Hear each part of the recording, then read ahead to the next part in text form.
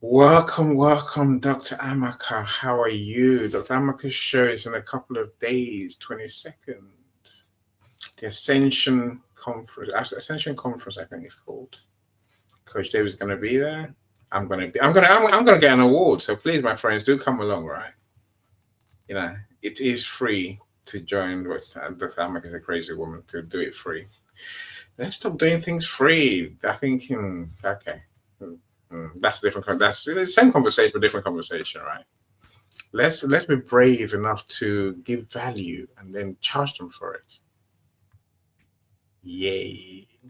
Free is bad. Charging is good. Anyway, I'll show you a video soon, Dr. Amaka. So hopefully my friends will get to know about your event. But I'm going to get an award, so I'm always keen to be there. Have we lost Michael? I think we lost Michael. So let's go to Coach David. Coach David, you're part of the hosting team in the first place. But we lost you until now. Welcome, sir. How are you doing? Hi, Coach. Hi, Com. Hello, Cyrus. Hello, Coach. Hello, Annie. How are Who's you the other doing? fella? Is it Abdullah? I don't know. Is it Max? I'm not so sure. Sorry, who's Abdullah? No, the gentleman to the right, or my right, it's Mike LeBlanc. Hi, Mike. Yeah, Haven't seen he you in a suddenly while. changed his name. He's changed his name and everything about him completely, right? Sorry, Right, Mike. Michael. My eyes are wigging. I'm getting older. Damn. Yeah, your eyesight's not what it used to be, right? Be like me, No. buy glasses every day, but don't go to the opticians. That's the news Yeah. way, right?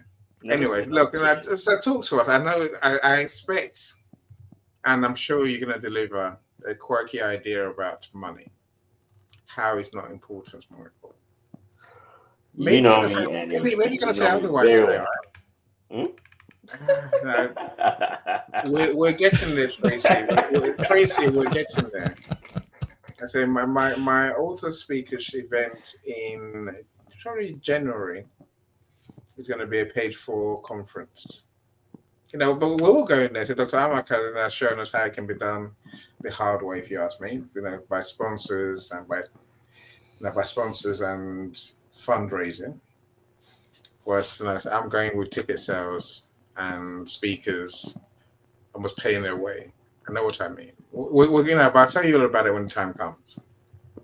Hello, Liana. How are you doing? So glad I invited you. So glad you're here. Yeah, excellent. What can you say? America asked that question already. Well, okay, I don't want to miss Tracy's question. How much am I going to charge? Yeah, the time will come, right? So, Michael, talk to us. What's your take on everything money? Greed? How important is money? How much money is enough money beyond? Oh, This is what we've been talking about. Why you've been chillaxing on your hike. yeah. Now you're opening a door. Um, okay. Go and just be honest. As painful as it's going to be for all of us to hear it. Tell us anyway. That door, definitely, the hinges need lubricating, mate. Yeah, that's a door that should not be open. Ah, some ideas should be shut away, Cyrus. But Michael's going to, he's going to bring them out. So let's you, enjoy them. you know Annie's habit when he goes creeping around in my head, he opens really, really bad doors. So I'm like, okay, Annie, this you're not gonna be surprised about this one. I'm not going to sugarcoat it either. But I believe that money is I what it is currently is um, is a route that humankind has chosen and gone down erroneously, and it's been forced on the majority because of those very few psychopathic maniacs. Well, those who actually seek gold for some reason or another, and I'm not so sure why, but seek gold for God knows what reason, because gold is not good for anything. gold has no value. It has. What is it? What do you do with it? Oh, What does help it do? What yourself, does it? help What your you know? family, help. Ultimately, what does it Michael, do in your Michael, body? Michael. I'm gonna ask this because what does it do for your body? What does it do for your spirit? What does it do? Right, Literally, hold on. practically, Let us answer you. Let us answer you. because I think it's sickening. Yeah, go Let ahead. us Go ahead. answer you. Let us answer the question. What does Go gold ahead, do? What does Andy. gold do for you? All right. Yeah, Okay. what does it do for you? So those in the audience, so what does money do for you? Is what Michael's asking. Then, and my friends on stage, please feel free to share. Cyrus, Mike, Um, Coach in David. terms of what does money do for me, that is not where the focus, in my view, that's not where the focus should be. If you really want to get to know me and get my business operations and be a part of my life and be a friend of mine, you need to find out what is it that I do for money. Now, not what is it that money or gold does for me, right? Because it will do whatever I tell it to, right? So at the end of the day, again, I'm that determinant factor. So if Mike's if Calm's point is we are going about it. So when it comes to money, we have been going about it the wrong way. I 100% agree with you. But it's not gold and money that we are trying and striving towards. It's the power that we derive from it and the power that it generates. As an example, I can afford to employ 4 people, as an example, right? Compared to you, as an example, for argument's sake, let's say you can afford to employ 1 person.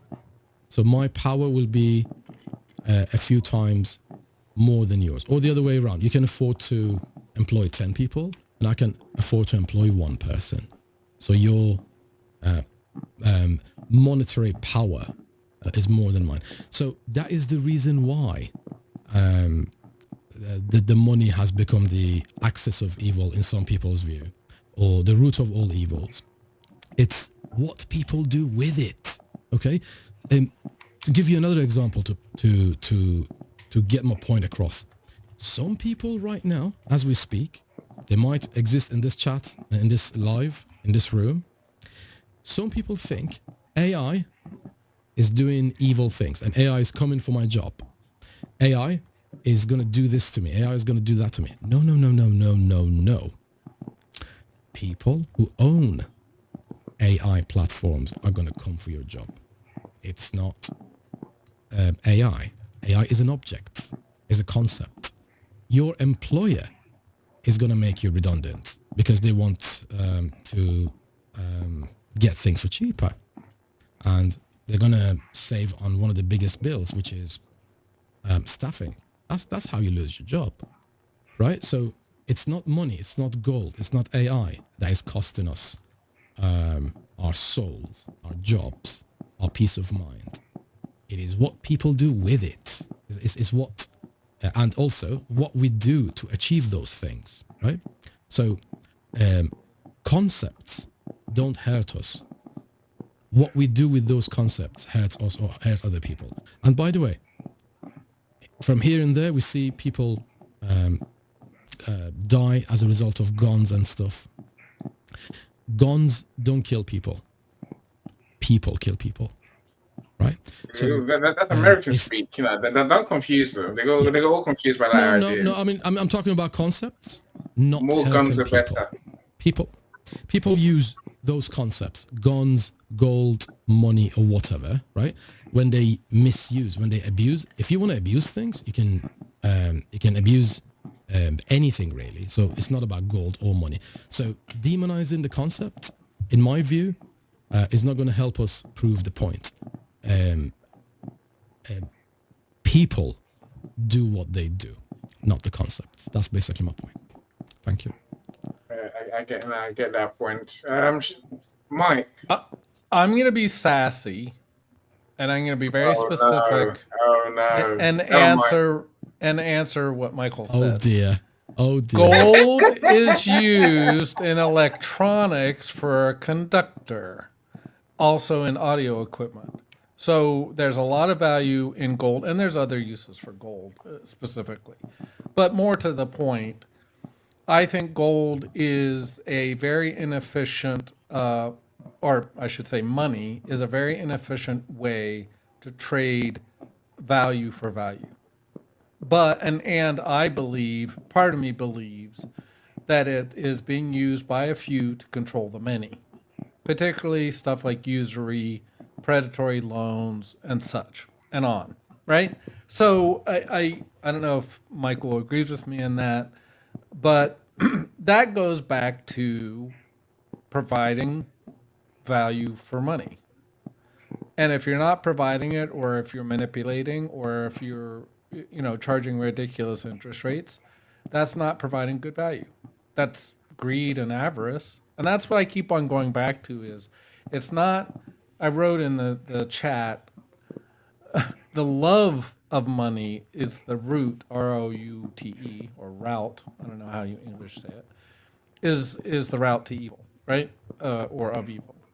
And to me, that's the thing is if you're doing this for just collecting it and not for, as Annie said, your family, putting a roof over your head, feeding them, and so on, and you're just doing it to collect a bank account, I can maybe even be your friend, but that's not something I want to pursue. I want to be able to put it to work, whether it's for family or for a good cause. So I think, again, in some cases, we're vigorously agreeing here that it's not the paper that's evil, just like the gun isn't evil. It's not providing a fair trade for value. And I don't think that's good business, by the way. And my understanding is very successful people also agree. I mean, you're not going to be on your deathbed wishing you had spent more time in the office, generally. No, but you might spend some time on your deathbed wishing you'd earn more money and given more value. I don't think so. I don't know. So, Jay, I see what you're saying. You can always work the discount into the total cost of the product or service. So I like America's idea. Just add value to what you already offer. So this is part of one of my thinking, Jay. How do we raise our prices in a way that is fair? But that's a different question. So let's focus on Michael's question for now, right? Michael, I'm not going to be shy about it, my friend. Gold gives me peace of mind. I can sleep at night. And then whatever bills come tomorrow, I'm going to pay, right? Look, I'll be honest with everyone. I'm that person who hates getting post letters. I hate them with a passion because every letter I get is a bill. But these days when I get letters, I open them happily because I know no HMRC is not trying to get me. The other one's not trying to get me, right? There might be a mention of money in my letters, but at least I know it's not a bill that's going to make me sink and die. And so that's what money does for me. It buys me peace of mind. It helps me grow my business. It helps me help other people. As Mike said, it helps me make my family happy. My wife is infinitely happier. No, she's not really. I'm lying. It doesn't matter how much money I have. My wife's still the same, right? She told me, if you had more money, I'll be happier. I'm like, no, you won't. You really won't. So I can see what you're saying, Michael, but the money is important. It's important for what we want to do, what we want to have. And also, I think it's recognition of the value we give and what we'll do for others. I don't know how else you see it, Michael. Well, this is how I see it. Considering the state of the world and how it is going, I really think that money is an illusion. And the reason why it's an illusion, or why I think it's an illusion, is because it's cheap. It has no value. in reality, the value we attribute to it or to the concept is cheap. That's why I think money, especially in the state of the world as it is a piece of crap. Ignore him. We Ignore go him completely. no. Ignore him. Well, yeah, you can ignore me. You are invited. In fact, I invite you all to completely ignore what I'm saying. But I will stand by it because it really is a piece of crap. And I just, paper, we exchange paper. We actually have to kill a tree, a living being, so that we can make money, which is a piece of crap, a dead piece of crap. There are reasons why, our ancestors fought against this idea, because they saw no value in it initially. Now we've bought into a system, and I do believe it's a system that has enslaved us into thinking that this thing is valuable, and yet it is not. It's an illusion. It's a piece of crap. The only value you're attributing to it is in your head. And by the way, what Mike LeBlanc said, and also what Cyrus said, I do agree with. And I am adding my part to it. And that's it. Money is a piece of crap. If I could live in a world without money, I think it would be better. I'm not so sure. There has to be, because I can feel it. Cyrus is crying out for it. I can feel Mike crying. No. Cyrus is fine with cash. Cyrus is fine with pounds, dollars. The only person that I see who is antagonizing this concept of money isn't me. Is Annie. But yes. I haven't heard from David yet, Coach David. Yeah, no, he's about to speak. He's very anxious to hear what he has to say. Yes. Because his mind let's hear mathematically beautiful. As far as let's hear Coach David, and then we should come back to your points, Mr. Carl. Coach, the mic is yours. Please unmute.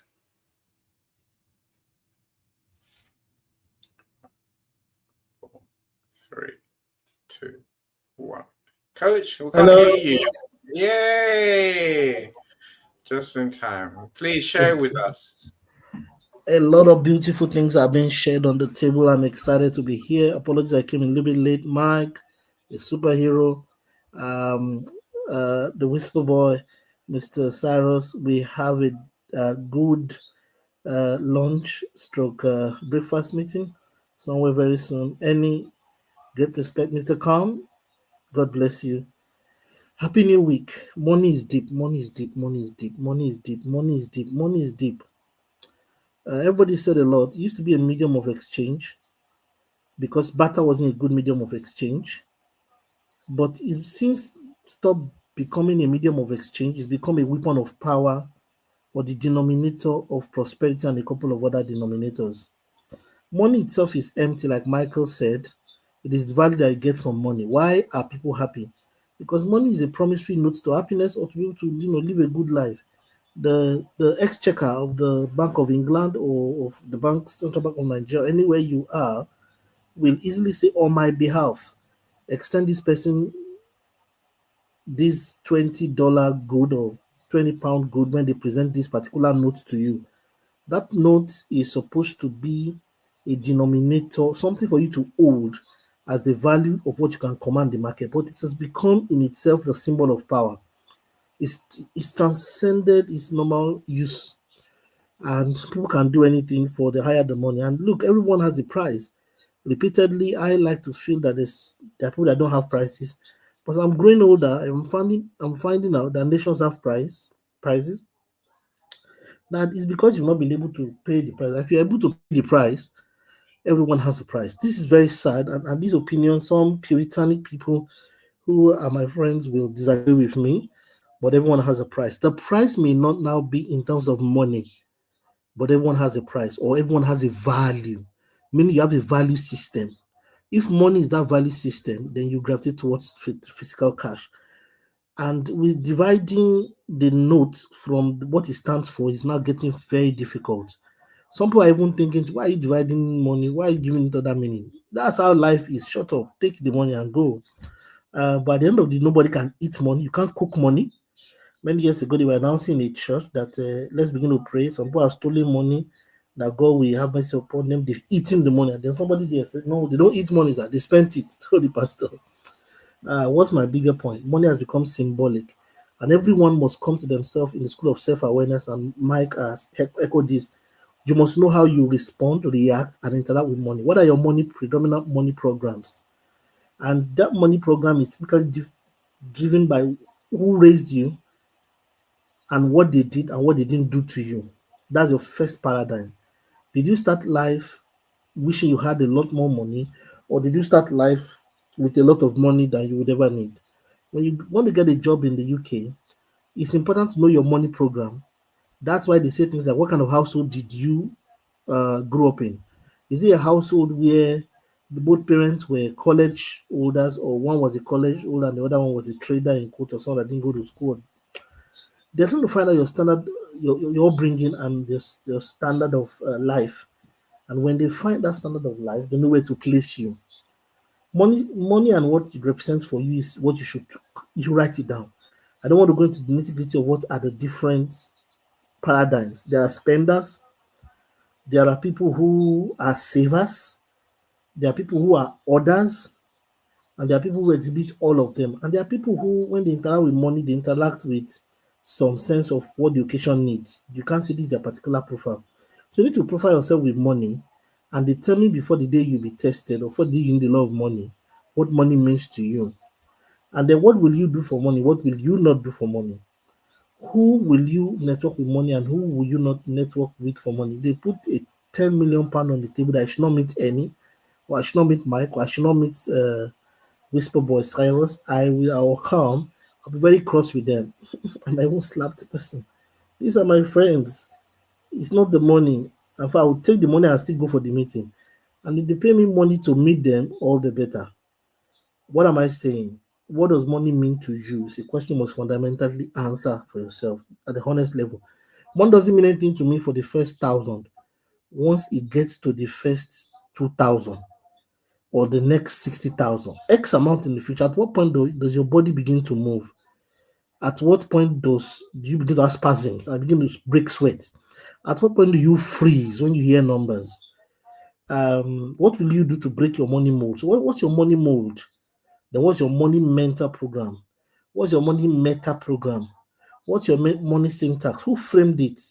Why that syntax? What would you like to change? Would you like to see abundance or be average? Or you like to be average yet rich? There are loads of things and questions to ask on the self-awareness lane. Until we ask that, we can't even begin a meaningful interaction with money. Some people should not be working for no one because happiness is high and money is number 10 on your value system. But you've got to get a job, and it's robbing you of happiness because you're now very miserable. If you're not willing to, do some politics at a certain level, you're going to lose all your money for money. And then you're going to be work on this altruistic way. Some people say, oh no, I just want to work. I want enough for profit. Can you work on that pressure cooker?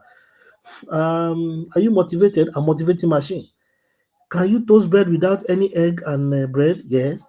Say, I used to toast water as bread. Begin to see all sorts. They give the guy this job because of money. 6 months later, the guy is lamenting and crying. He wants to not come to work again because he thought what he needed was money, but what he needed was some level of comfort. He got the money, then found out that was not that was what he was looking for. So before people begin to offer you money and then you lose your soul in the market, not even knowing what you want or what you don't, it's better to sit down and discover your north poles around money. That's my opening shot. I'm here listening to you guys, and you guys know all the way that I'm excited. You guys are superheroes. Love all the contributions. All protocols of self. Thank you so much. Thanks, Annie. I yield the mic. I toasted water. I like that idea. It's not gonna work, right? We need gold. No, we need gold, Mr. Calm. Sam, how you doing? Welcome. Good to see you. So there's a couple of videos I want to play. So great insights there, Coach. I think money is deep. I like that fact. Money is a deep thing. And of course, I agree with you that money says a lot about who we are, what we think we are, what we think of ourselves, what we think of the world. And that's our view of money comes down to that ultimately, right? And did you say we need gold? Yeah. And what's the reasoning behind it? It's worth money. It's worth money. Yes. If I had a room full of gold, I could sell that and be close to worth enough. A room full. I got a big room. You can see, if you can't see my room behind me, I can't move quite far. I'm saying it's a big room, right? Yeah. So for that reason, gold is important. Look, gold is same as cash, really, in my eyes. It's one step removed. The way I see it, gold is the giver of life and death. But you just said it's evil. Yeah, Calm. What happened? Somebody paid you in gold in 5 minutes? You changed your mind. No. Did they pay you in gold? It's a giver of life and death. It can give you life, or it can give you death. That's the letters you're going by, right? You know what? What Calm is saying, right? There's some sort of don't fall for it. Like the rest of the stuff that he says, there are hidden truths in them. Okay, you need to be patient enough to surgically get what he means out of what he says, right? So very clever, Calm. I like that. So what I was gonna say is, Annie, you also said something very important. Right now the price of gold is around 4,200 something per ounce, right? So there is something that is happening, but it is being suppressed by mainstream media because of the big changes that is happening in the market, right? What's happening is a particular president is making some changes in their country, right? And as a result, the price of gold within the coming weeks is going to shoot up. When that happens, because we all know, just like you said, you implied. So gold is important and has always got this opposite correlation between itself and dollar. So when gold goes up, the price of and the perceived value of dollar goes down, right? So they are manipulating the market soon, and rumor has it the price is going to go as high as $5,000 per ounce from 4,200 something, and that is going to make a massive difference, right? So what they're doing is they want to make it look like their economy. I'm talking about that particular president. They want to make it look like their economy is booming because it's going to increase the number of units that they're going to sell through their factories to foreign countries, right? So that on paper it will look like, guys, look at the new narrative. The new narrative is, thanks to my changes, factories are selling more, right? So trust us more. So increasing the price of gold is twofold. One, people are going to put their trust away from paper money and lose their trust in paper money and kind of become its enemy, and put that trust in somewhere else, in gold. And the price of gold goes up. And by the way, many people won't be able to afford it. So what's the alternative? Digital money. That's what they're going to do. They're going to increase the price of gold and first find the most stable digital money they can find, acquire it. So some of them are unstable, really, and but some of them out of 4, 5, 6, which are the main ones, 1 or 2 are the most stable. I believe one of the governments, which I'm not going to name here, which is not the subject of the conversation, is going to acquire that and then start the process of digitizing the money. It has started a while ago.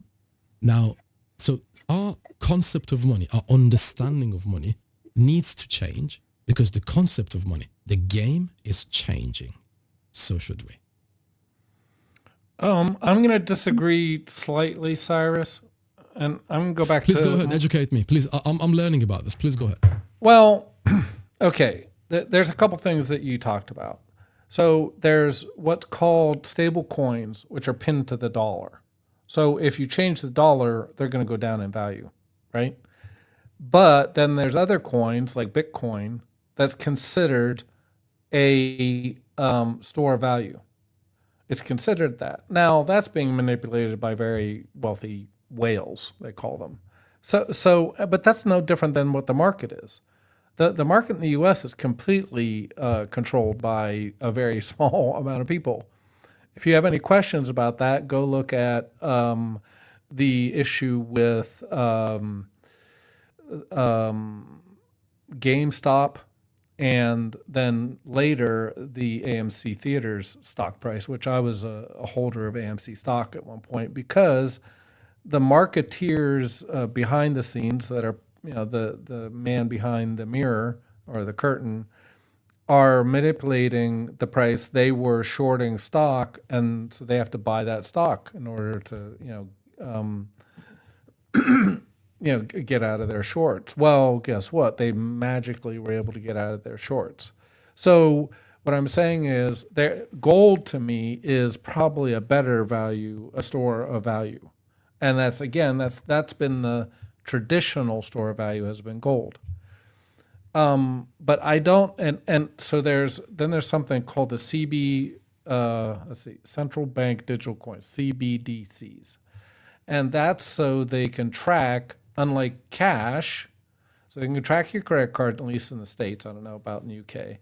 The government can track your expenditures, IRS and whoever wants to, basically. Yes, that's the whole purpose of making it digital. Yes, so they can control right. more. Yes. Right. Well, and so they will be, because right now you can have what they call micro payments. Like I can pay a tiny, tiny digital piece of a Bitcoin, right? And that's in some places anyway. It's not being used generally, but that's going to change. And so they're going to do away with paper money, mostly for tracking purposes, in my opinion. So it's more control over the lives of people that are using it. And I think they're going to make it where you don't really have a choice. If your local grocery store does not accept dollars anymore, a lot of them, a lot of people just blithely using their credit cards. And they probably don't know that the government has the ability to track Mike, I purposes. thought you said you disagree with what I'm saying. You are saying what I said in a different way, though. Well, I thought you said that they're adjusting the price of gold to change it, and that's where I kind of disagree. I think because gold because if you are playing around with gold, you're going to decrease the value of a stable coin because a stable coin is pegged to the dollar. So, no, you increasing the value of Bitcoins and other digital currencies because people's trust will get repositioned away from paper money, which is what the government wants. Okay, let's differentiate. And placed on coins. Yeah. Well, I just want to differentiate and be very clear, and I'll just drop it. There's a difference between stable coins and Bitcoin. Bitcoin is not pegged to anything. Big Bitcoin, difference. Yeah. So think of, I don't know, Bitcoin is almost like a stock, as opposed to stable coin. And I can't remember what they all are, but they're directly pegged to the dollar. So if the dollar goes up, they go are up. government if the dollar backed. goes down, they are established. Well, yes. Yeah. Well, no. So the CBDCs are going to be, at least Fed backed. I don't know if they're going to be government backed. And that's the whole thing about fiat, guys. And we haven't, this is all economic theory and everything else, but fiat is actually kind of, in really bad inflation countries, fiat's meaningless. And that goes back to what Michael was saying, is that the paper money has no real value. And in runaway inflation countries, it's obvious, right? So it goes back to, and I have to agree with Michael again, he's my brother from another mother, that it's all sort of illusion, meaning that we only trust it because we put our trust in the government that was supposed to be backing it. In the United States, we had gold. We were on the gold standard until 73. We're no longer on the gold standard. There's no tie of value between gold and paper money anymore. So we're basically saying we trust the government enough that we will assign this value of $1 to $1, and and then we already talked about pricing and all that. But my point is, my only little disagreement is that there's stable coins and then there's Bitcoin. Bitcoin floats. Stablecoin is tied to the dollar. So if you devalue the dollar by increasing the value, which I agree with, by the way, if you increase the value of gold, then you're going to decrease the stablecoins. You will increase Bitcoin. Yes, basically that's the same thing I was alluding to. Basically, so they're trying to destabilize traditional paper money because they're going to replace it with a digital version very soon. Yep. There are people who are demonizing that process. There are people who are disagreeing with it, and but we all know disagreeing and not agreeing with that thing is going to be like stage 3 of adventing a new thing, presenting a new thing to the community, to the society. So they demonize it, they disagree with it, they come to the streets, they show you placards and say I disagree, I don't want it. And after a while, when I say a while, I'm talking about by 2029, 2030, as we all know, in the 2030 agenda, the United Nations actually talked about it. There's going to be some sort of digitization, right? So there are some late adopters, like less developed countries, but the ones that are going to be pioneering this is going to be America, it's going to be England, and so some other major European countries. So in my personal view, which I could be right, could be wrong, the whole thing started with COVID. They started these track and trace systems. They put them in place, and nobody bat an eyelid. Nobody knew what was happening. And so that is the precursor for the new system, digital ID and digital money, that's going to be placed. And that is the reason why I believe the way we are looking at money needs to alter, needs to improve a little bit. Otherwise, we won't find out what they are doing to us and not for us. And one thing I'm going to finish on is, whenever you give your government, whenever you give your whoever you trusting in, your government, whenever you give them liberties, you give them powers, that is going to be for perpetuity. That's going to be a perpetual process, that they never step back from the powers you give up, right? So if this gets established, which I believe it will, there's no going back from it. So a new world order in terms of economic has already started. By 2030, perhaps there's not going to be any focus on paper money anymore. Is it what's the name of that country where digital money, or should I say the paper money, has been abolished? Is it Singapore? I think it could be Singapore, and it has been for a few years now. So that was they are basically the guinea pigs of this process, right? So they have made it operational in one country. They survived. Nobody died. It's been working for a while, right? And they have taken it through some sort of stress test. They have tested it. They have those values. They have done the COVID fiasco, and basically they have some sort of idea that their plans are working. So the next step is digitization. I'm not saying it's a bad thing per se, but it's just that control. And when people say they're doing it for control, yes, I agree to some extent, but it's not just control, it's real time control. There's a difference, right? So they want to find out if any is buying a sandwich, Who's how they? much money is any spending. Who's they? So I when I don't say, understand just who to they clarify, are. just to clarify, the decision makers of whatever country you are living in. Okay, so it could be the government, could be HMRC, Her Majesty's revenue collection. revenue, yeah. Mm. So HMRC or IRS in the United States. So they want to know real time what you're spending on, or where is it you are transferring the money to, because it gives them better decision making abilities against you, because they are the ones who want to control you. So in England, the public sector, the government, they work for us. We are the public, and we elect them, even though that's going to change soon anyway. And they are deviating from those red lines anyway. But when I say they, I mean the decision makers. They want to know, and also it gives them extra powers, because if they don't like what you say or do, they can freeze your assets, again, real time, there and then. So if they stop you, so what's the best way of killing something? Deprive it from oxygen. So how do you kill someone in this day and age? It's not physically. They're going to kill you off by canceling you online if they don't like what you're saying, freezing your assets, and controlling the narrative. That's when I say they, I mean the decision makers. Okay, fine. I'll let you be for a second. Let me play my sponsors video. They pay the bills, my friend. They pay the bills, right?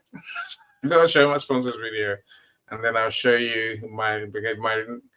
I think we're overcomplicating this money thing. Whether money is changing, whether cash. So that's a whole different conversation. Coach David, you have to give me a few minutes. Okay. I just want to say something quickly, because okay, go on, please. Go on. Well, no, go on. Say it quickly. That way, unless you're gonna write it down. So I wrote a book about this fintech black box and the future of money, and the conversations on the table are correct, except that some of the predictions won't play out exactly like that. Yeah. There are a few factors. The parallel digital money and physical money will continue for a while. And I think it's going to be beyond 2030. Cyrus and I differ there slightly. But digital money will still take root and effect somewhere down the line. I project 2035 upwards. That's because the infrastructures that hold economies, the central banks, will do heavy work to regulate for another 15 to 20 years. For certain reasons, digital money is not easily regulatable because of the nature of the internet. Well, like Mike said, there are things being done right now to ensure that whichever way you go, you are going to be regulated. And many countries are implementing all the necessary tools and all of that. But what is more important, and I think that's where Cyrus is going, and I agree also that, and Mike made in that direction, we need to think about money from an independence perspective. We need to think about your money as your money and not our money. Today, there are systems in traditional economics that's used to regulate how much money you can earn. Interest rates, for example, and taxes, and how much taxes are set up, are instruments of states to manage how much money is in circulation. There are about 10 things that the CBNs do to manage how much money is in your pocket. Only with entrepreneurship, that was where you used to circumvent that system. But in the coming future, platform owners and online real estate owners and private digital economies will grow and become bigger. That is the bigger message inside what Mike is saying and Cyrus is saying. Everybody has to find a way of owning digital real estate and digital value conversations, because owning your platforms, the equations that equal value will change and cater to digital platforms. Traditional off digital, what you call traditional economy, will remain for a while. It will be there, I think, 15, 20 years. Some economies will accelerate into it. Some will not accelerate into it. Then the United States is a determinant of financial culture. That's one of the advantages of it. Whatever happens to the dollar is a secret of the business world, at least as of today. And much more recently, the Chinese currency. These two currencies and whatever happens in those two countries will affect the world significantly. Now, what happened to Elon Musk with his fallout policy with Donald Trump is actually a setback to the digital economy drive, but it will still happen. Bottom line, we all must have our ability to earn and own digital platforms so that our value is not tied to the old traditional economy alone. This is very important. And understanding new money. And remember, this is my last point, which is why I've done a lot of futurism work in tech. Why did I choose my work in fintech for? So to release that book. By the way, I'm going to post on Amazon. The reason on the chat, the click on Amazon, the reason is because ultimately, all of tech is that you're going to collect money or you're going to get paid for it. So all of tech will dovetail into fintech as the last gateway before you can actually take your value. That's the other point I'd like to make.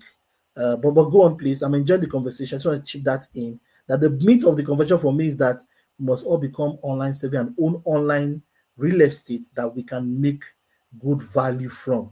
This is, both Mike and Cyrus, I take that very strongly. And I think we are all going there. You cannot be a strong medical doctor and no online means of earning in 2030 or 2035. You cannot just be totally of that. All of your income is coming from your day job, and there's nothing representing you online to convert and have real estate value. This is a misnomer. It won't even happen by 2040. You'll be able to do it. We all most likely will go online. So that's what I want to add to the conversation. I agree with you, David. These new changes that are going to happen are going to be of detriment, mostly to people who put all of their eggs in the same basket. So you need to diversify. What about those who have no eggs at all? Say again, sorry. That's more the problem that I see. Most people don't have enough money. They don't have the mentality to make enough money. Because David mentioned entrepreneurship. I will bring the question after sharing my videos. I'll bring the question back, which is, what are you willing to do for money?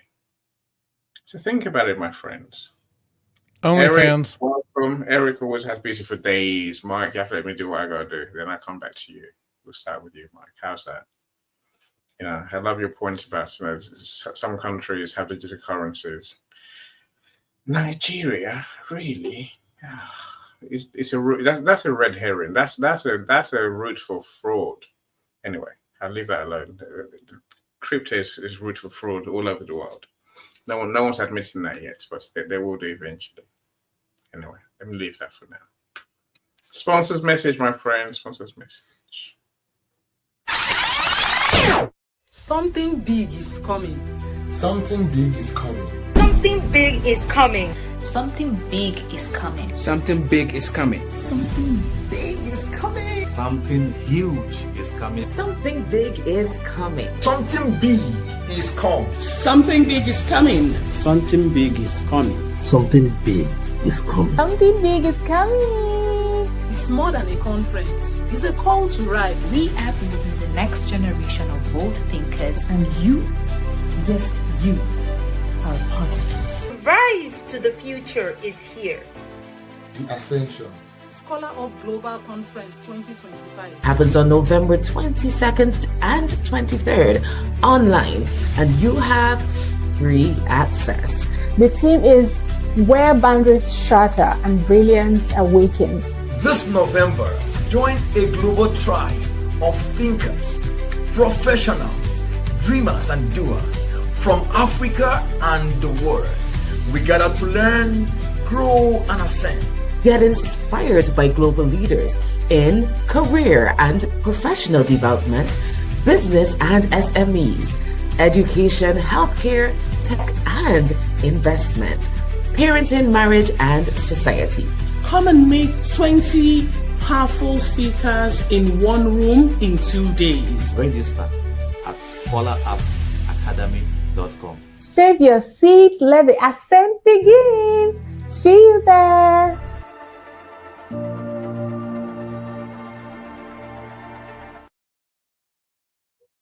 Yes, you can scan to register, my friend. Coach David, you're a speaker there, aren't you? Coach David, are you there? You know, I think Coach David's one of the speakers. I guess he win an award. I like winning awards. I like winning awards. And I like being given awards. Yes, that's what I like, really. I don't like to do anything to get them. Well, I think I don't do anything to get them, but yeah, I don't want to fill in forms. I don't want to apply. I want to be come to receive your award. See, the reason I say all that is because I think this making money conversation is about more than money. Here's what I live by. Most men will tell you that they want to make money without understanding the law. The only people who make money work in the mint. The rest of us must earn money. This is what causes those who keep looking for something for nothing or a free ride to fail in life. The only way to earn money is by providing people with services or products which are needed and useful. We exchange our product or service for the other man's money. Therefore, the law is that our financial return will be in direct proportion to our service. Success is not the result of making money. Making money is the result of success. And success is in direct proportion to our service. Most people have this law backwards. They believe that you're successful if you earn a lot of money. The truth is that you can only earn money after you're successful. It's like the story of the man who sat in front of the stove and said to it, "Give me heat, and then I'll add the wood." How many men and women do you know, or do you suppose there are today, who take the same attitude toward life? There are millions. We've got to put the fuel in before we can expect heat. Likewise, we've got to be of service first before we can expect money. Don't concern yourself with the money. Be of service. Build, work, dream, create. Do this, and you'll find there's no limit to the prosperity and abundance that will come to you. Prosperity is founded upon a law of mutual exchange. Any person who contributes to prosperity must prosper in turn himself. Sometimes the return will not come from those you serve, but it must come to you from someplace, for that is the law. For every action, there is an equal and opposite. That's the law. Is that Earl Nightingale? Yeah. Wow, he's brilliant. I think that's as simple as it comes. Yeah, which is why I said I'm going to ask a question to you, to everyone who's here, and there's in the audience. What are you willing to do for money? Yeah. Mike, let's come to you first, Mike. Well, I jokingly said OnlyFans, but bum. I'm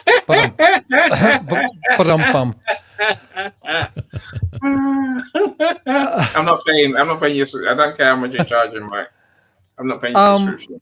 I'm going to be a foot model. Well, apparently, there's a lot of money in that, Annie. But anyway. I'm still not paying. Mike, how are you going to make money out of that? Your camera's off 90% of the time. It's going to be a really poor business model. On OnlyFans, it will be on, right? Because it shows his feet. You never see his face. Exactly. No, the camera he needs to turn the camera on because you can't. I don't know. Oh yeah, that's more like there you are. You took the first step, mate. Go for it. I'm not showing my feet at the moment.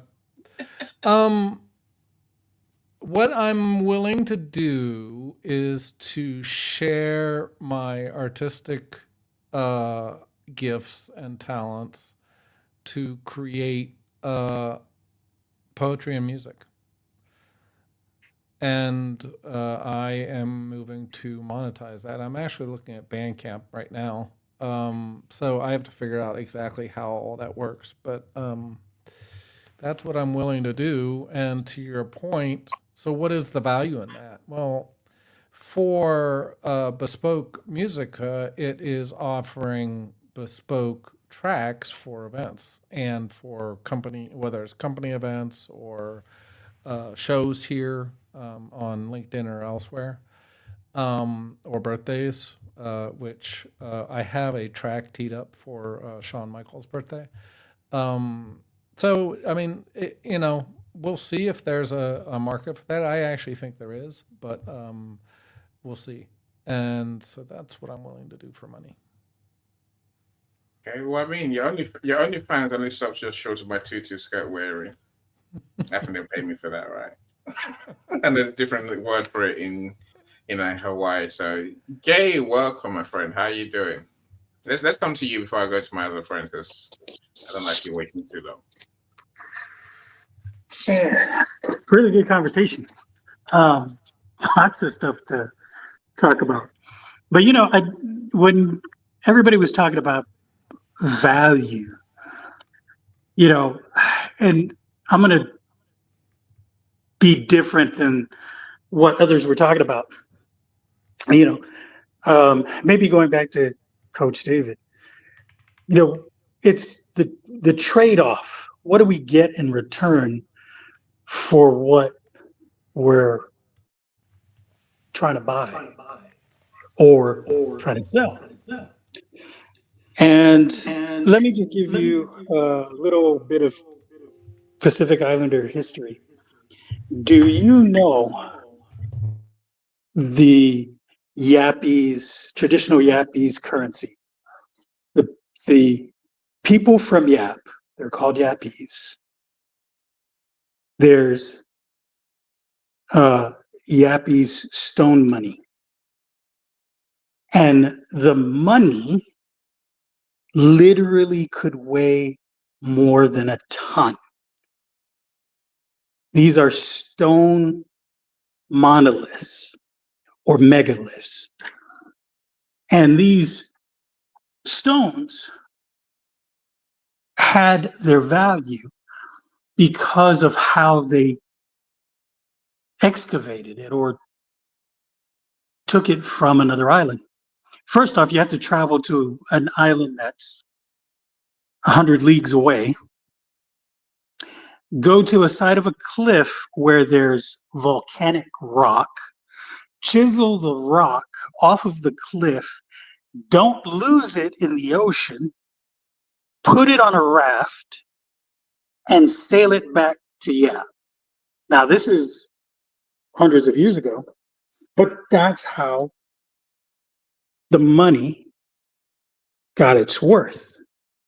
That's how the value was determined. That's how you gained wealth on this island. And that now has become a legacy and an heirloom that has been passed down from generation to generation. What does all that have to do with the conversation? It really goes back to what value do we place on the money that we use or trade for service or product. And if you put the value on the money itself and the product and the service, then the value is just surface. But to your point, Annie, and I know everybody's been like, hey, they don't see what you're trying to say. And I'm not trying to put words in your mouth, but for me, the way I look at it is it's a tool. You know how we've been arguing about AI being a tool for the last couple of years now? Money is a tool. Now, you can use a hammer to build a house, or you can use a hammer to bash somebody's brains in and kill them. I'm sorry to be so graphic, but it's a tool. And if we put the value on it being a murderous weapon, then that's what it is. So to me, if we place the value in what it can do for my family, what can it do for the legacy I can leave for our children, my children, grandchildren, right? These are the things that we can do.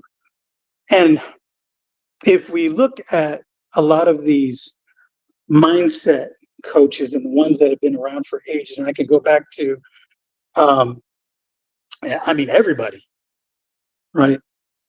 One of the things they'll teach you in their courses, and you can talk to Leslie about this, what we've been taught as children affects how we use or how we gain money. If we've been taught if it's evil all our lives, then we treat it as evil and we shun it. We move away from it. It moves away from us, right? If you're trying to attract something, right?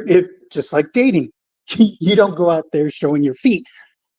Well, maybe not. Maybe that's a bad example. But I'm just saying, if you show people that it can be used as a tool for good, then it'll be a tool for good. And I think, if we choose to, we can put the value on other things that it can help us get, rather than it being the focus and the attention. And then, so as a business person, I'm going to make it practical. As a business person, how am I going to attract money? And it's through purpose. My purpose. What's my purpose? Going back to the leaving a legacy part for my kids, my grandkids. My purpose is to help others tell their story as a storytelling strategist. And if I can help them tell their story, then they can then benefit from the value I give them in trade for the money that they pay me. Sorry, I went all the way around the world. I like that. There's so many good things. I mean, I've taken a topic from my room on Wednesday. Are you running away from money in your business? Yay. Let's discuss. What does that really mean? I have a view, of course I do, Jay. But I hope you might, you would tell up my friends to come and have a conversation, right? So Wednesday, being your thing to self in business. Let's talk about this money thing. I think it's going to run for a while, Mike. And I say, I think we'll probably do more pop-up rooms like this on the topic. There's so much to talk about, right? Yeah, Jay, I think we agree on pretty much everything. I mean, Kenny says the fetish for feet has arrived. Mike, there's a market for you. I'm not so sure. I'm not so sure. But people will buy anything, right? So good luck, make Mike. sure you give us something useful. Coach Davis puts the link for the FinTech Black Box Secrets book. And I'm here, so do go to the comments and do check out the book. I've read a bit of it. I haven't read all of it. I've read a bit of it. It's informative, of course it is, right? If how money works in the practical world in terms of cash, digital money, and so on and so forth. You definitely want to read that book to see what's coming. Mr. Cyrus, are you going to share with us what you're willing to do for money? Yeah. I'm gonna say I'm not gonna work for money. I'm gonna provide value, provide high quality products. Then that will get money to work for me. Because because how much of your life would you like to dedicate to working for money?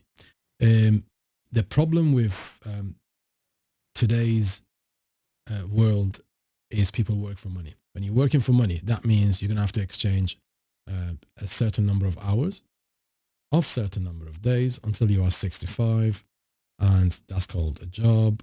Then after that, you will own a vehicle or a couple of properties, and then you'll die. after enjoying your retirement for like 10, 20 years, after that, your life comes to an end. But we're not here to That's to not live bad. like that. You're 85 now, and you live good, right? That is not why we are on this planet, my friend. That is not why we're not here to work for 65 years and then enjoy the fruit of our labor for 20 years, 30 years, and then finish the journey. That's not. Your job is to create a community. Your job is to get the money to work for you. Your job is not to work for money. That I can agree with. You know, the getting money to work for you thing, I think people struggle with that as well. I think they struggle with that. They really do, right? You know, it comes back to the point that Coach David made earlier. What's your money mindset? Well, but not all people suffer with that. Only consumers suffer with that. Producers, not so much. You have to create a product or create a platform and then get the platform to work for you. Create a community. And so as an example, if you help 100 people and then get those 100 people pay you 1%, how much do you get? 100%, right? Yeah. So, but you are making your money as a result of helping those 100 people who will eventually pay you 1%, right? So 1% of, so this is John Paul Getty's system, isn't it? From 40s, 50s. So this is what he's saying. So I'd rather get rich by the value, by the fruit of labor of 100 people that I have helped get to the levels they want, right? So when you help them, that is a fair transaction. So you've helped them get what they want. Otherwise, if you really want to get to your goals and dreams with the education that the schools and universities gave you and the way your government is taxing you, you are in the wrong game, mate. You're screwed. It's a losing game. You're screwed. You're screwed. The taxman always gets more than you. Yep. Always.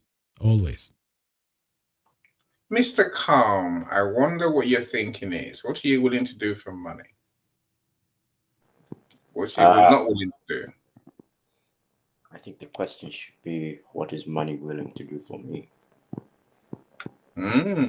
Yeah, okay, I'll take that. Because I'm not the type of person who goes and I'm interested in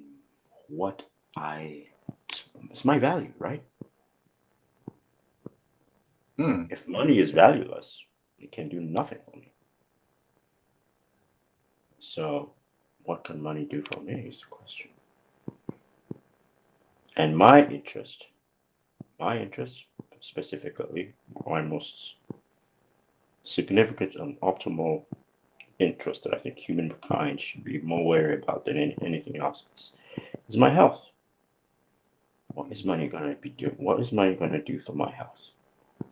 Because that's the most important thing in my life. If I don't have good health, I don't have good anything. I can't do nothing for anybody. So that is the most important thing to me, is my health. My health is good, then I work out. I work for anybody. I can do stuff. I'm good. That's what money should be able to do for me. Keep me in good health. It's funny how the wealthy, or many people spend their time chasing money, and then when they do make some money, they're spending money on their health, right?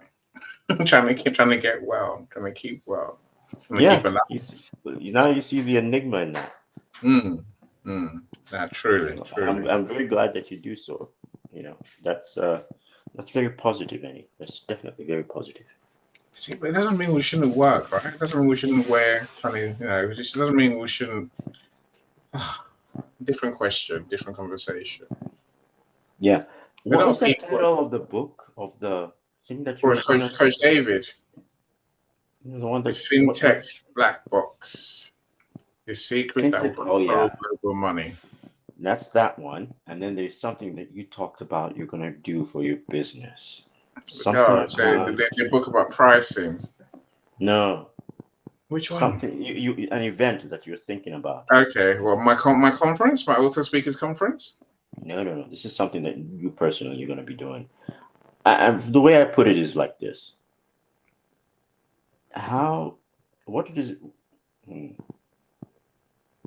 What is chasing poverty going to do for your business? Nothing. It Yeah, keeps you poor. I think that's what you should. It keeps you poor, right? That's what you should talk about in your next session. Don't chase poverty.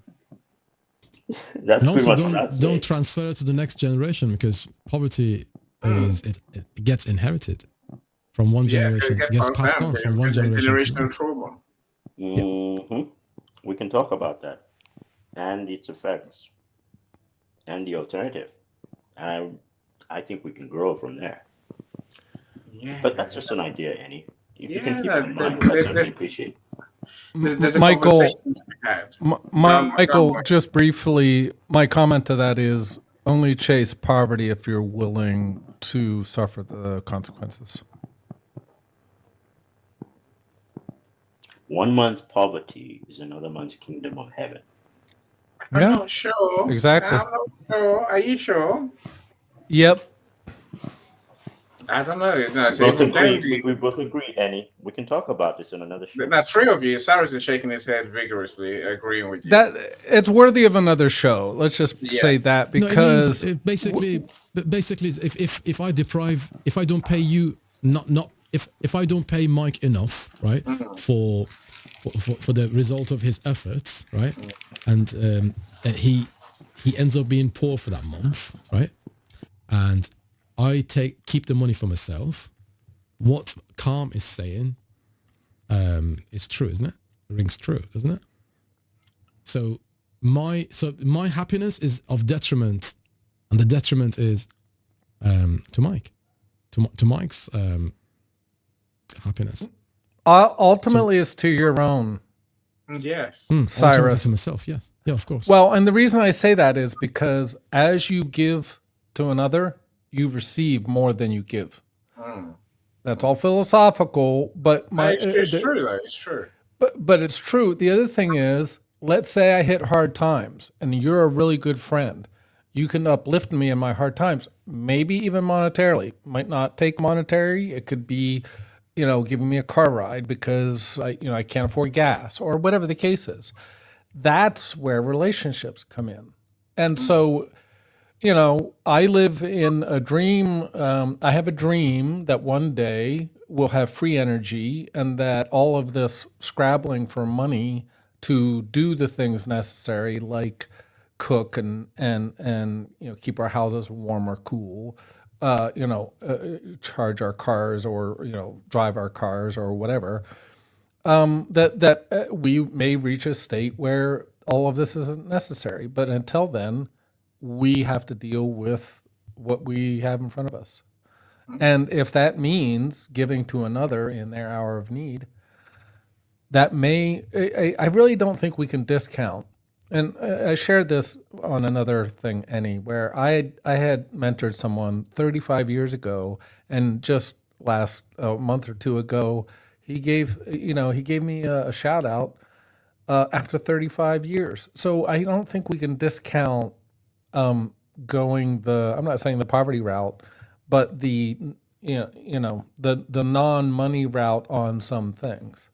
But I don't think the world's ready yet for no trade of value. See, I belong to a barter club. It's called BBX, right?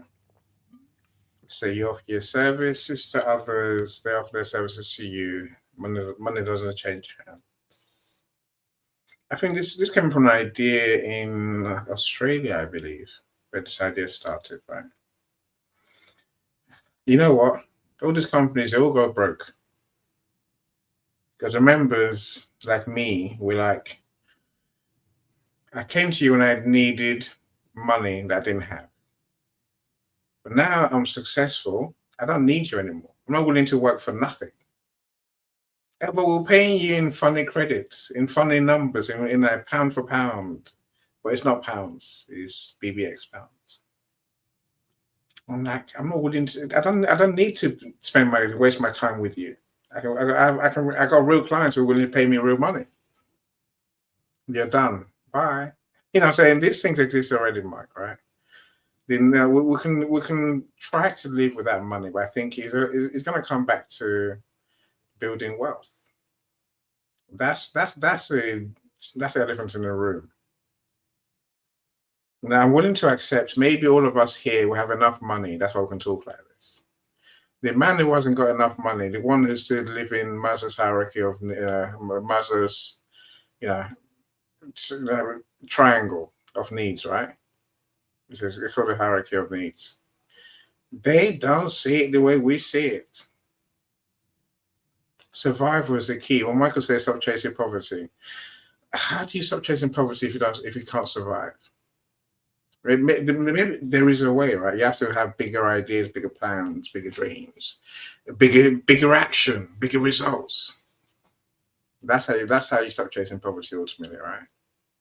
But a lot of people think the problem is money. The problem is not money. The problem is themselves. Who are they really? That's the problem. That's the problem I see when they have conversations around money. People don't want to do what it takes, Mike. They're not keen to put it all in. They're not keen to go big. They're not keen to do more than they're willing to do to get paid the same money. I know what I just said, right? Well, I want to interrupt you briefly, and go for it. I keep on going back to this concept of scarcity versus abundance. We've been sold, in my opinion, at least my generation, my parents' generation, were sold this idea that you had to do the 9 to 5. So when you're saying people aren't willing, it's that they're fearful because they've been sold a lie, at least in the States, that if you work 9 to 5, 25 years, whatever, you get the golden watch, everything's good. Well, those days are long gone, in my opinion. And I don't remember who brought it up but we are heading sooner than later into what I'm calling a gig economy. So all of us at some point are going to have to be solo or entrepreneurs, in my opinion, because in the States, in tech, and this is happening all over, 2023, it's probably started in 22, thousands and thousands of people are being laid off, and most likely not to return. And if they do return, if they take those jobs back up, it's typically people that just started and are making a lot less money. So, so there's a bigger and bigger percentage of the population that is either underemployed or unemployed. That is going to have to change. People are going to have to adjust. And I have to agree with Cyrus and the whole digital thing too, but the world's changing. How, and that varies by country, obviously. If you're closer to the ground and you can till the soil, you till the soil. And, a lot of it also is generational. So if we haven't taught the next generation that they're going to have to produce something somehow in order to have a living, and we're not going to have UBI or, you're not going to sit in a welfare state for the rest of your life. Then we haven't done our jobs in preparing them. But I believe, at least in the States, that we've been sold a lie that we have to do the 9 to 5, whether it's at a factory or in an office building or in a grocery store or whatever. We've been sold that lie. And I think that lie is not immediately and not in all verticals, but I think that lie is becoming evident to more and more people because they are jobless. Thank you. I could agree with you entirely. Those people are us, sadly. Those people are the 88% of the population, Mike, who believe in a 9 to 5, doing a minimum, as Cyrus called it earlier, and then wondering, what's going wrong? Why am I stuck? Why do I have no money?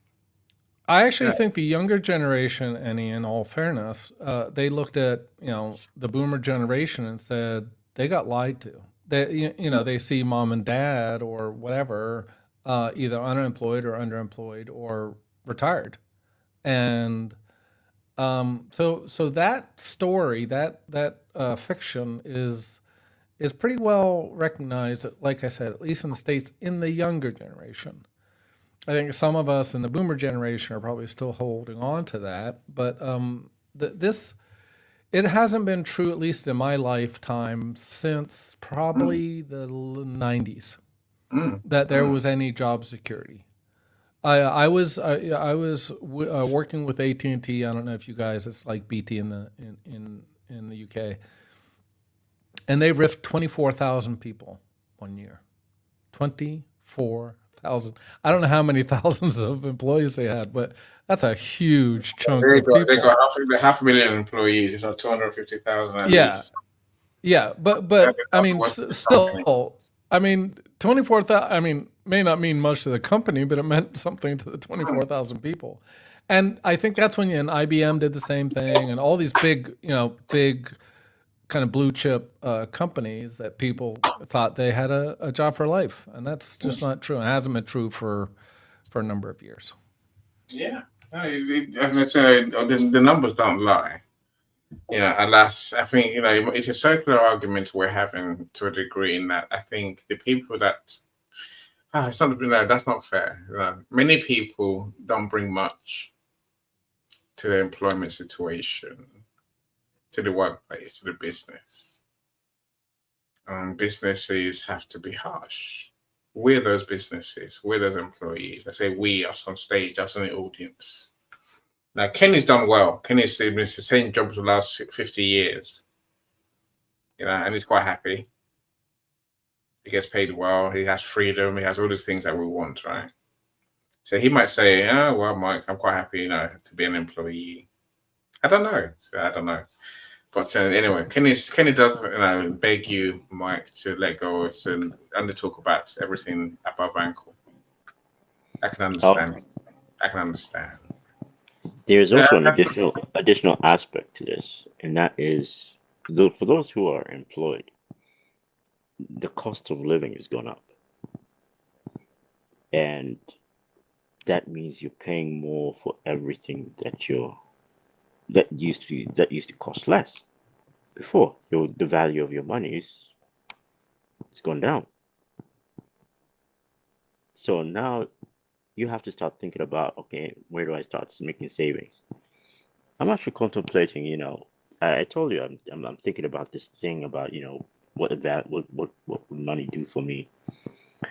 And I bought into this deal where, you check in, you do your healthcare, and you get your healthcare through your company, and you pay a certain amount of money. And I'm watching the amount of money that's going into the healthcare. And I haven't had a healthcare I have had health scares, but the way I dealt with it was I personally dealt with it using my own resources, going in and finding out what I needed to do, talking to specialists, etc., etc. If I had to fork out some money, I'd go and fork out some money.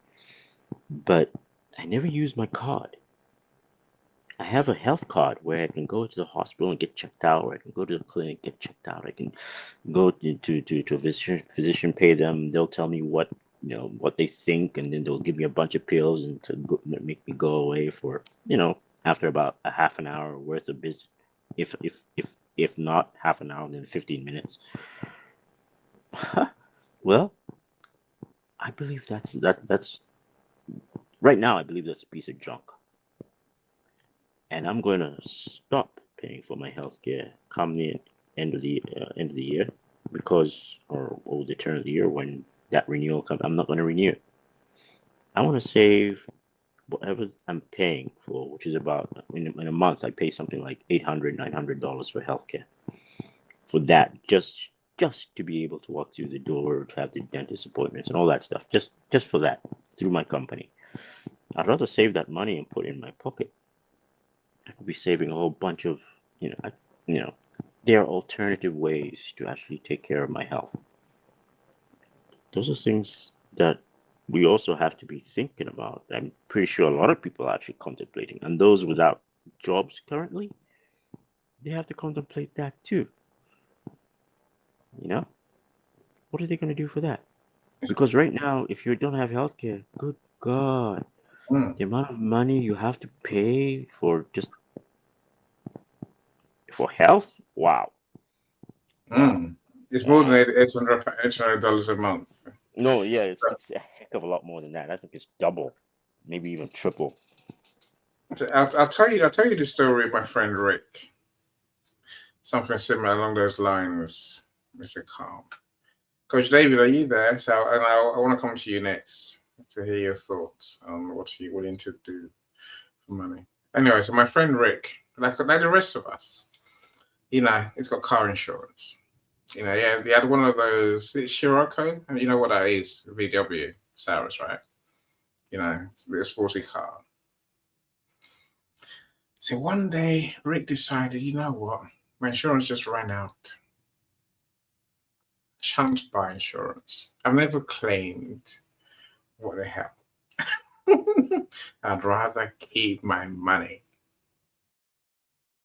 2 days later, he's driving down the road. A deer jumps out in front of his little car. I said little car, it's a car, but it's very low to the ground. It's a sports car, right? And the deer essentially went through the windscreen, mashed up the car completely. He's lucky to have walked away. I'm saying, be very careful when you think you're saving money on what doesn't seem to be giving you money back. You never know when you're going to come unstuck, Michael. But, you know, it's your choice, right? Yeah, it's your choice. Life and death. You can imagine. Yeah, that. Well, life and real poverty is what I call it. There's them the two extremes, really, right? You know, but choose wisely. Choose wisely.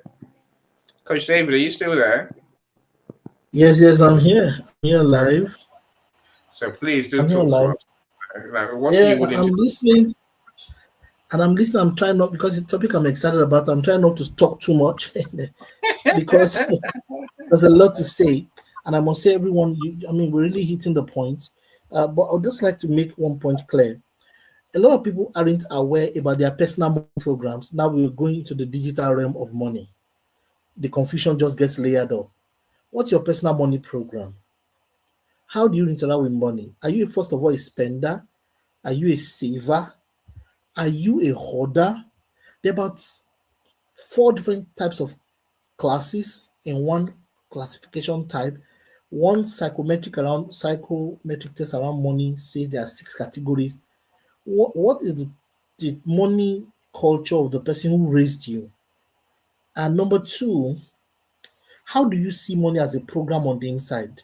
How do you see the concept of your account? Is it half empty? Or some people, when they hit half empty full account, that's let me throw that pull out, they will just stop spending because they're now going to saving mode. Some people, until they hit 0. Some people have money for the next 3 years, 4 years in their account, and they won't flinch. The lifestyle doesn't change. I have a young man who always consumes only 5% of what he earns. He's so impoverished. He walks in between bus stops. He's so stingy to himself. But there's a money program running. What is the money program you're running? Before we now go to digital money and all the artifacts you need to build, the other thing is that we must all find the means of owning platforms, owning communities, or people that can buy your service online if the physical Naira note or dollar note or whatever fails. My third major shot, and I hear what everyone has said, except that money is not that easy in terms of the spirit of it. Everybody must go into the economy to learn what is being said, to learn the rules, the hidden rules, because money is changing. Individuals are getting far more stronger. Where would you be? How would you play your own game? Mike was talking about how private, I forgot how he put it, private music, music reels or music, there's something he mentioned about how a unique niche in the music industry. Everybody needs that niche. You need something that is signature moment for you to make money by in the coming future. And you need to understand the unique money environment in which you operate and the economy you operate. Those are my big words. And like I said, please, unashamedly go take FinTech Black Box, the secrets that will control global money, and how individuals are becoming richer, which is the bigger thing in what Cyprus and Mike was saying earlier. The truth is that you can become richer than government. For the first time, we are having neobanks. We are having different individuals pulling money together. You and 6 of your friends could become richer than a whole county. There are now systems in place. Will you be looking, or will you take advantage? That's almost my last shot. Everyone has said I've enjoyed the conversation, and I take all the point in, and I'm excited. You guys are superheroes. Thanks for sharing this. Thank you so much, my friend. Look, there's a law of money. Was there a law? Was there a principle, the rule of how money works, right? The more money you have, the more money you make, the more money you get. Think of that for a second. The more you have, the more comes to you. Now, some people put that down to the rich F up the market to screw others. It's not. It's once money starts flowing to you, it carries on flowing. That's more like it. It's not, it's not a hidden secret. It's not a crime. This is why I'm so keen that I will develop a money mindset that serves us. That builds on what everyone said so far.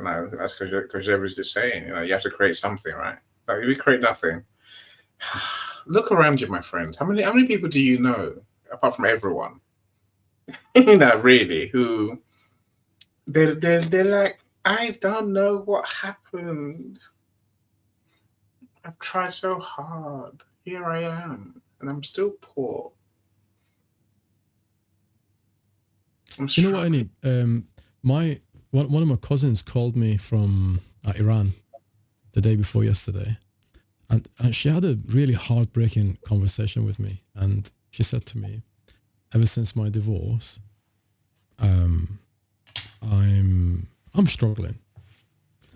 And I talked to my mum, and because my mum's into real estate, buys and sells and rents out large properties, not just like normal ones, like properties with gardens and whatever, and jacuzzi and swimming pool, and like really large ones. And she said to her, if you have experience in that area, which she did, by the way, come and work with us. So her immediate problem was resolved. But the main thing that I talked to her about and kind of convinced her to understand is you can't moan about the current state of affairs and also at the same time do nothing about it. You can't do that. I mean, you can, but you shouldn't, right? It's a delusion. It's lying to yourself. Yes, it's a delusion. What you need is a solution, not a delusion, right?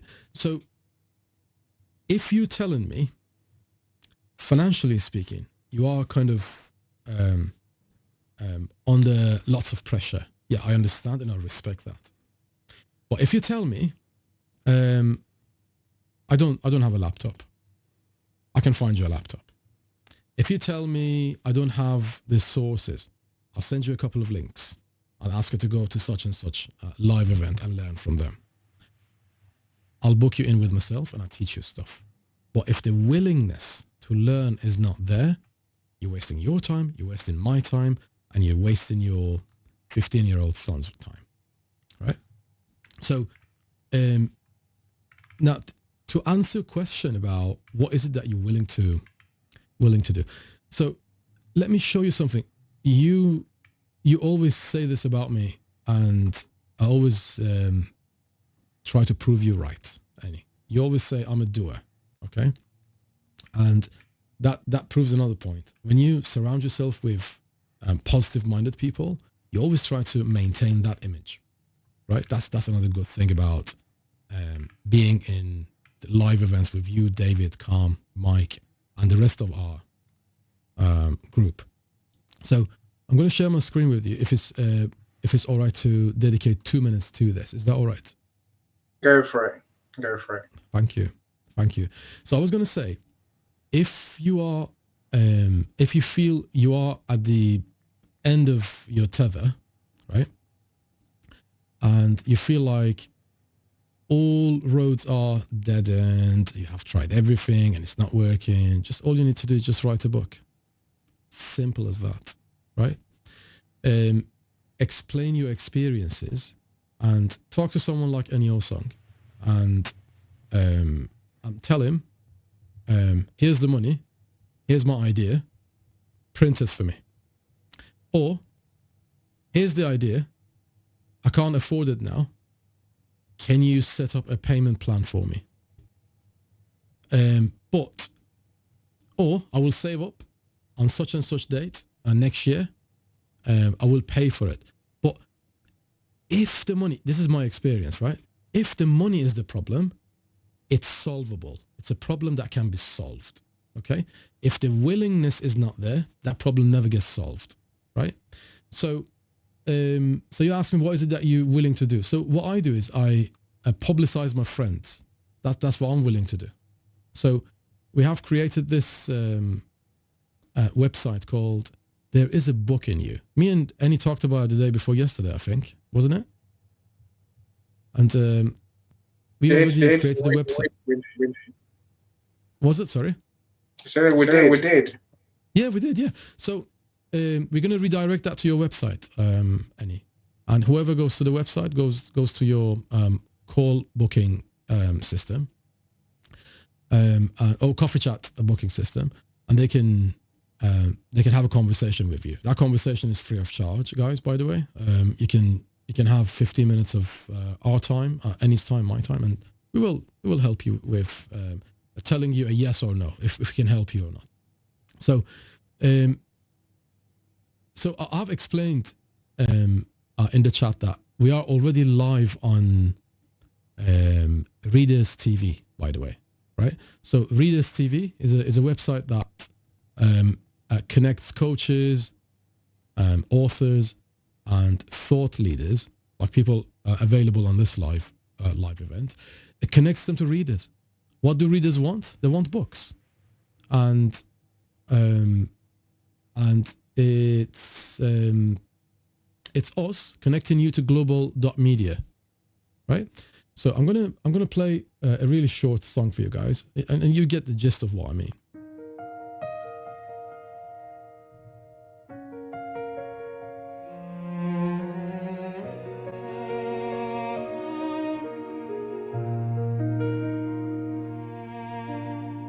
Why wait for someday?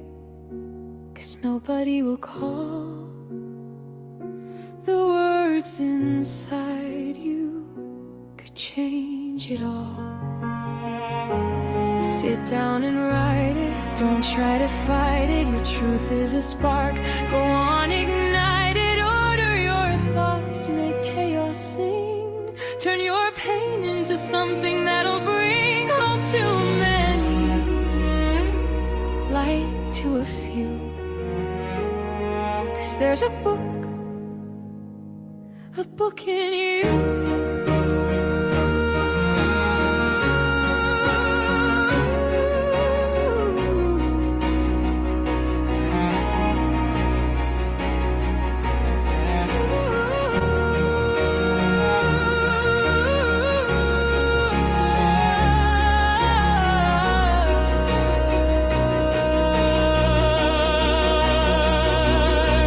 There's a book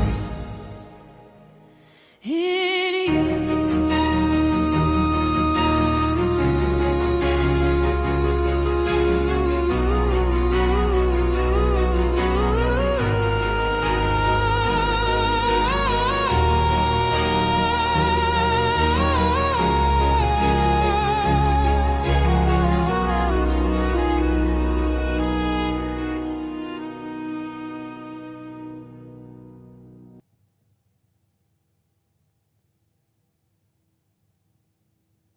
And always remember, guys, there's always But the least you can do is write your book. There's a book in every person's heart, and just get that book out, and let the world read it and decide.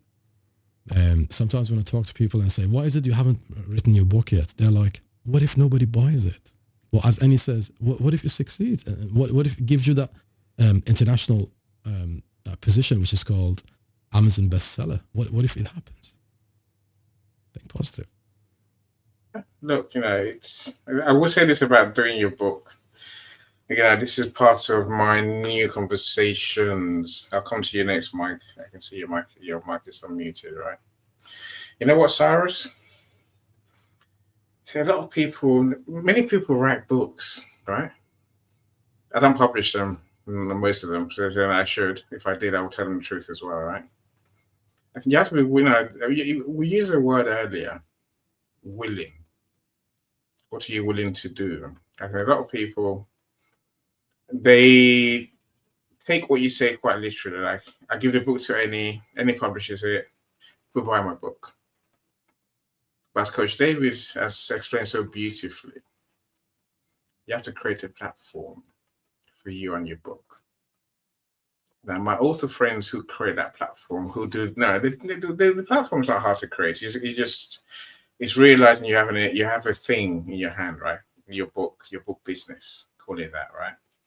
And then you're willing to do so you're willing to get it out there to more people day by day, right? And I'll say this, I say Paulette is my most successful author. She's a very good example. She really is, that's why I mentioned her, right? She's the one, she writes the newspapers every day. So we know Paulette's been off ill for a while, right? Well, of course, she's back now, thank goodness. But in those days, Sarah, she's still building relationships, as Mike is talking about. As Mike has talked about all the way through our show today. She's making friends who get her books in libraries, friends like Michael, Mr. Calm here, who get her books to Uganda. There's many more people. I'm saying, but my authors need to learn to just keep doing and keep doing. Don't just sit there on your book. If you sit there on your book, you end up being the person who makes the cardiness sin and says, "Oh, but no one bought my book. I sold 5 copies to my family. And that's it." I can't help you if you're not willing to do the work. The same as making money. The one thing I'll say, Sarah, is about making money. Thankfully, I learned the lesson a long time ago, which is that you have to start early. My friend Cassandra, my friend Leah, Queen Leah, as I call her, right? She talks about compound interest. If you save a penny a day, believe you me, not too long, you actually become a millionaire. It sounds silly, but it's true. If you start investing your money from early, what does that really mean? What's our go to our conversation today? You need to make enough money to put money to work for you. That's a fact. Not many people understand that. I wish they would. Mike, let me come to you, my friend. Of course, I know your son is there as well. So yeah,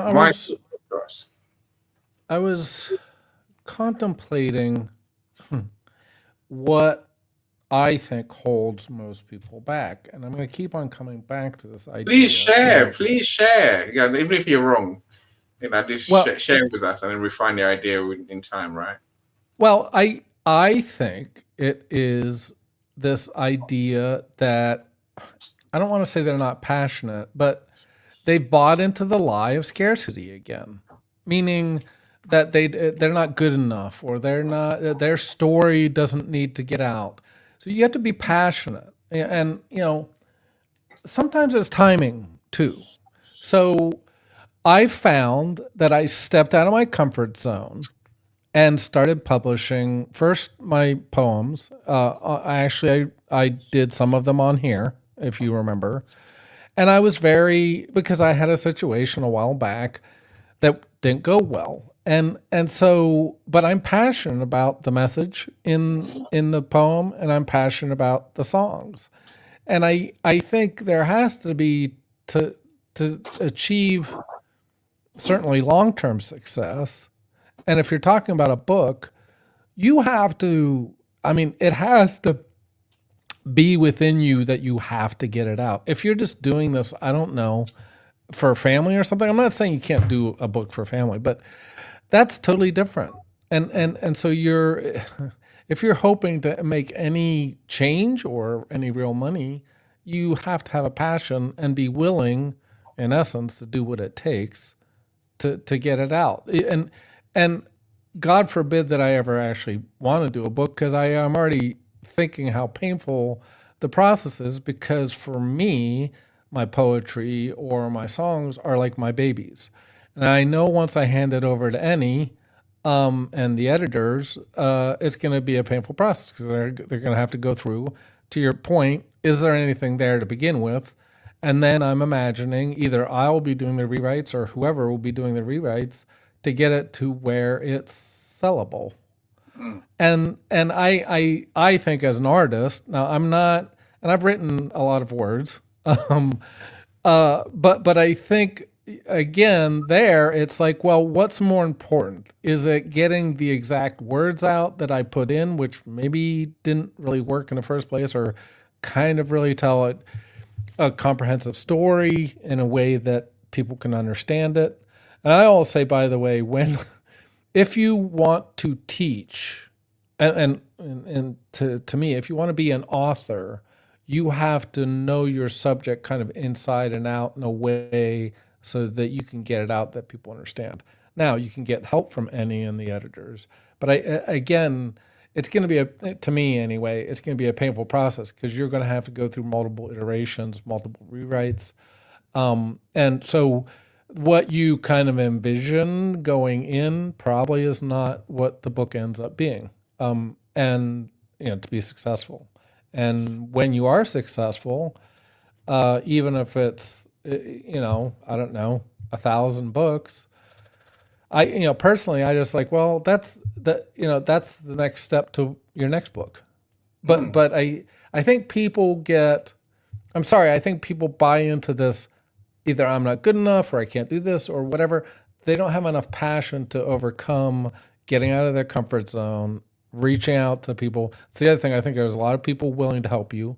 I certainly haven't reached out enough in my life for help. And I think you'll find there's a lot more people than you think willing to help you. But I think you have to have the passion. That I agree with. So, you said the passion often comes with not having the money, because you haven't got the passion for what you do, who you be. Well, that goes back to what we started with. It's like, know yourself. I mean, if you don't really understand yourself, then I don't know how you can kind of move forward, because I agree with Coach David in that you have to understand how you operate with money, what your relationship with money is. And it's not just money, it's everything that we talked about. And to your point, the compound interest is huge. So, one of the reasons that rich people make money is that they understand compounding and that they've used it, and then can make it, the more money you have, the more ability you have to, do like what Cyrus was talking about, and invest in large real estate holdings and so on. So, Mike, yep. Can I please say, when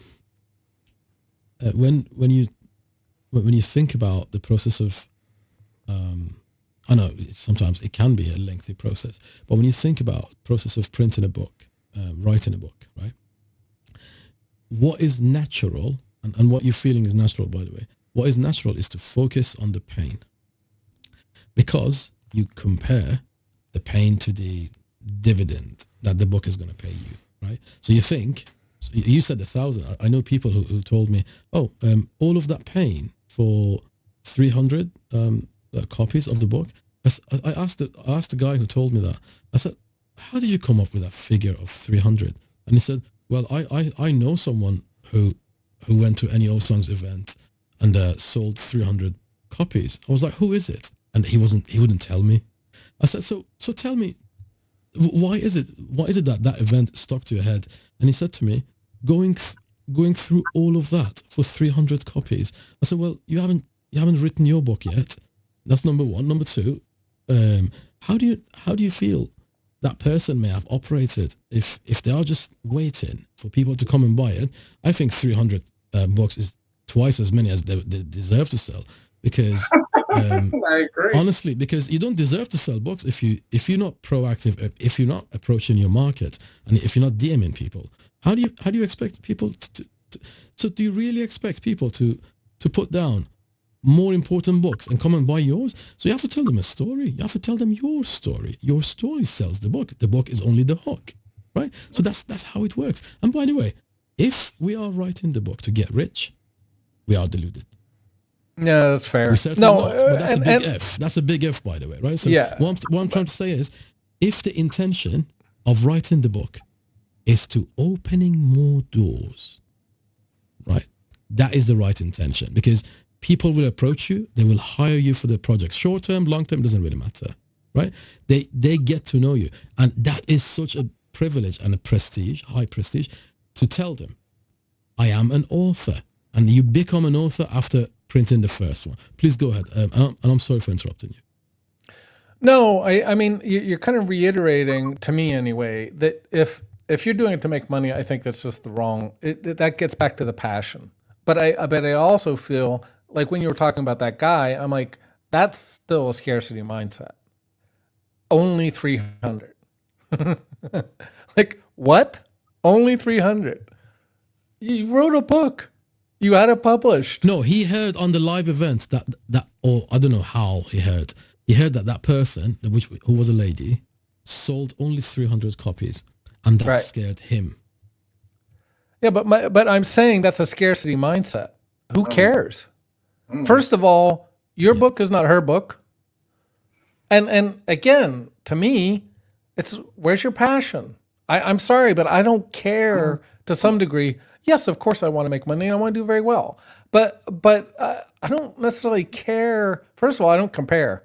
I think compare is the friggin' is a disaster, because Well, Mike, nobody will tell you, I'm sorry, I'm not passionate. They will turn around and give you another excuse. Nobody will turn around and say, We see it every day, passionate. Cyrus. We see it every day. This is, there's something called the LinkedIn effect, right? The LinkedIn effect, in case you don't know, is people come to LinkedIn and they suddenly morph into a genius, a leader, a legend. So someone comes on LinkedIn as a janitor, a cleaner, and suddenly, as they go on LinkedIn, because they have to work on their profile, I don't know whether it's a profile people who make them do so, they suddenly become the chief, facilities manager or director in a company. So the other way it can work is people come to LinkedIn, they look around and they're like, they're so much better than me. I'm gonna shrink. Yeah, I'm gonna be a victim of my own life. That's the way forward. I hear what you're saying. That's Mike. so painful. That is painful. Cyrus, look around you, my friend. This happens every day. But Annie, you hit the nail on the head when you talked about shrinking too, because again, I keep on referring to it because shrinking to me is going to lead to a scarcity mindset. If you have if you have an abundant mindset, you won't shrink. Now, again, you may have setbacks, and this is what I keep on saying. You have to have the passion, but you also have to be open to going outside the box and outside your comfort zone, more importantly. I mean, this is why I'm doing what I'm doing. I wouldn't have come on your show, Annie. You know that I didn't want to appear on camera. I still don't like appearing on camera, but I'll do it. And so I stepped out of my comfort zone, and I did it. Now I'm on all sorts of different shows. So it is, but it has to be a passion. And one of my passions is helping other people. It's one of the reasons I come on. And yes, one of my other passions is various artistic endeavors, including poetry and songwriting. Which before I just want to close my portion of the program out with this song. So let me play Mr. Shawn Michaels' birthday song. While you do that, let me welcome Mel the genius, Mel that connects us together. I'm sure Mike, Mel. I'll come back to that.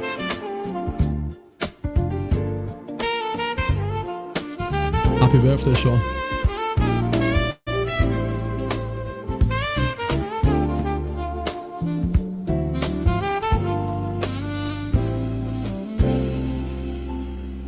Sean, you're shining bright. You made the climb. You said you're successful, but something still feels off. It's time for a new rhyme. You've built the career, the rep, the style, but now let's celebrate and dance for a while. There's a little whisper softly calling you. Shift your identity, make your dreams come true. No quick fixes, just a soulful ride. Today's your birthday, let your spirit glide. Shift your laugh up loud, let the good vibes flow. Blow out those candles, watch your bright star glow. You lead with truth, now it's time to play. Happy birthday, Sean, on your day. Reframe the story, trade doubt for cheer. Embark on strength, your purpose clear. Leverage the love, let power grow. On this special day, let your true self show. Shift your laugh up loud, let the good vibes flow. Blow out those candles, watch your bright star glow. You're the guide for hearts that seek to know. Happy birthday, Sean. Let your spirit glow. So here's to you, Sean. The day is done. Celebrate the journey. This year's just begun. With love and laughter, light in your way. Happy birthday, friend. Shine every day.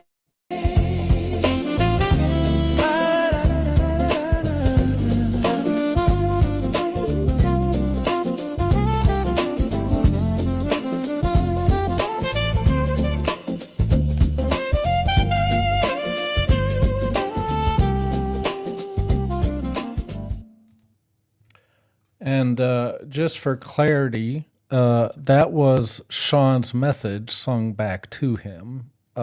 His message is about shifting your identity. He uses something called the Real Mastery Method. And reach out to Sean for help in shifting your identity. Thank you. Awesome. Happy birthday, Sean. Hopefully we've done you, we're giving you enough joy. It all be in hindsight, right? The new year has started, Sean. What will you create this year? We can't wait. Beautiful song, Mike. Really beautiful song. Tracy, thank you for your kind words. So I was talking about Mel Richards before, so the music went on, right? So this is a true legend. So this is someone who is a legend already, but having realized how great she is, she's going even bigger, even harder, even more willing to do what it takes, right? Those who know Mel know what I'm saying, and you know that she will be, she's global already, but she's going to be even more global. That's what I love. That's how you make it's a business that serves. But look, I'm talking to the choir, so to speak. You will know this. You're all amazing people doing amazing things to serve people. Coach David doesn't write his books for himself. Calm doesn't share because he's bored. Maybe he does. But deep down, we're I'm here to asleep right now, so stop disturbing me. I have to go and cook my dinner and do many more things before my night's out. I'll send over 300 DMs. So if you haven't registered for Be Unstoppable 2025, so I'm sure I've sent you the link. I've sent all my friends a link, right? Do register. If you can't join, it's 10 a.m. Eastern tomorrow. So that if you can't join, if you register, at least then you get access to the replay. Yeah. Well, no. Kenny, I agree with you. Tracy's still here. Tracy, you're a trooper. You're amazing, truly. So do share the link. I've booked for your next event, Tracy. It's on Monday. It's on Tuesday, I think. Yeah. So let's support each other. I'm sure we're going to bring this conversation about money back again in different guises over time. I don't know where I'm going to be for the next couple of weeks. So until I know where I'm going to be, I can't really do much more. I don't want to be booking things and then not have an internet where I am, for example. So I need to see where I am. I'll know by next Monday where I'm going to be. Then I will let you know. Then I can start booking my diaries for events again. But my friends, this money conversation is I think it's one that we need to get our heads around. So please begin to do some of the work that my friends have mentioned. It's work on ourselves, work on our intentions, our desire, our willingness, our sense, our willingness to be of service to others. That's where money really comes from. But that's my final say today. If anyone else wants to give us their final say, or maybe even how my friends contact you, how's that? I don't know, Mr. Khan, Mr. Cyrus, I don't know, it doesn't matter who went first. Who wants to start talking? Cyrus, go ahead.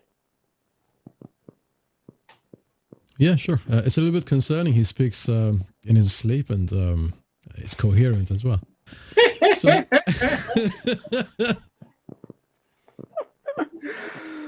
Mr. Phenomenal, stop being phenomenal for a second. Oh, you are amazing, Shikam. You are amazing. So, a quick word with my friends who are watching this live or who are watching this later, watching the recording later. Guys, the changes are coming, right? The changes are coming. Maybe more accurately, the changes have come. AI has come. The changes are happening. The change has already started. If you feel you have a business and needs improvement, be kind to your business. Be kind to yourself, and change the way you're doing business, because with these changes that are being applied, the old way of doing business is a thing of yesteryear, or should I say thing of yesterday. So if you're doing a business, start writing your book, start creating a podcast for your business. Search engines love podcasts, and that's one of the ways in which people find you, and you always want to be talked about and recommended, and a podcast is the best way of achieving that goal. And it's not really complicated to create a podcast. Just record 1 minute, 2 minutes, and just put it online.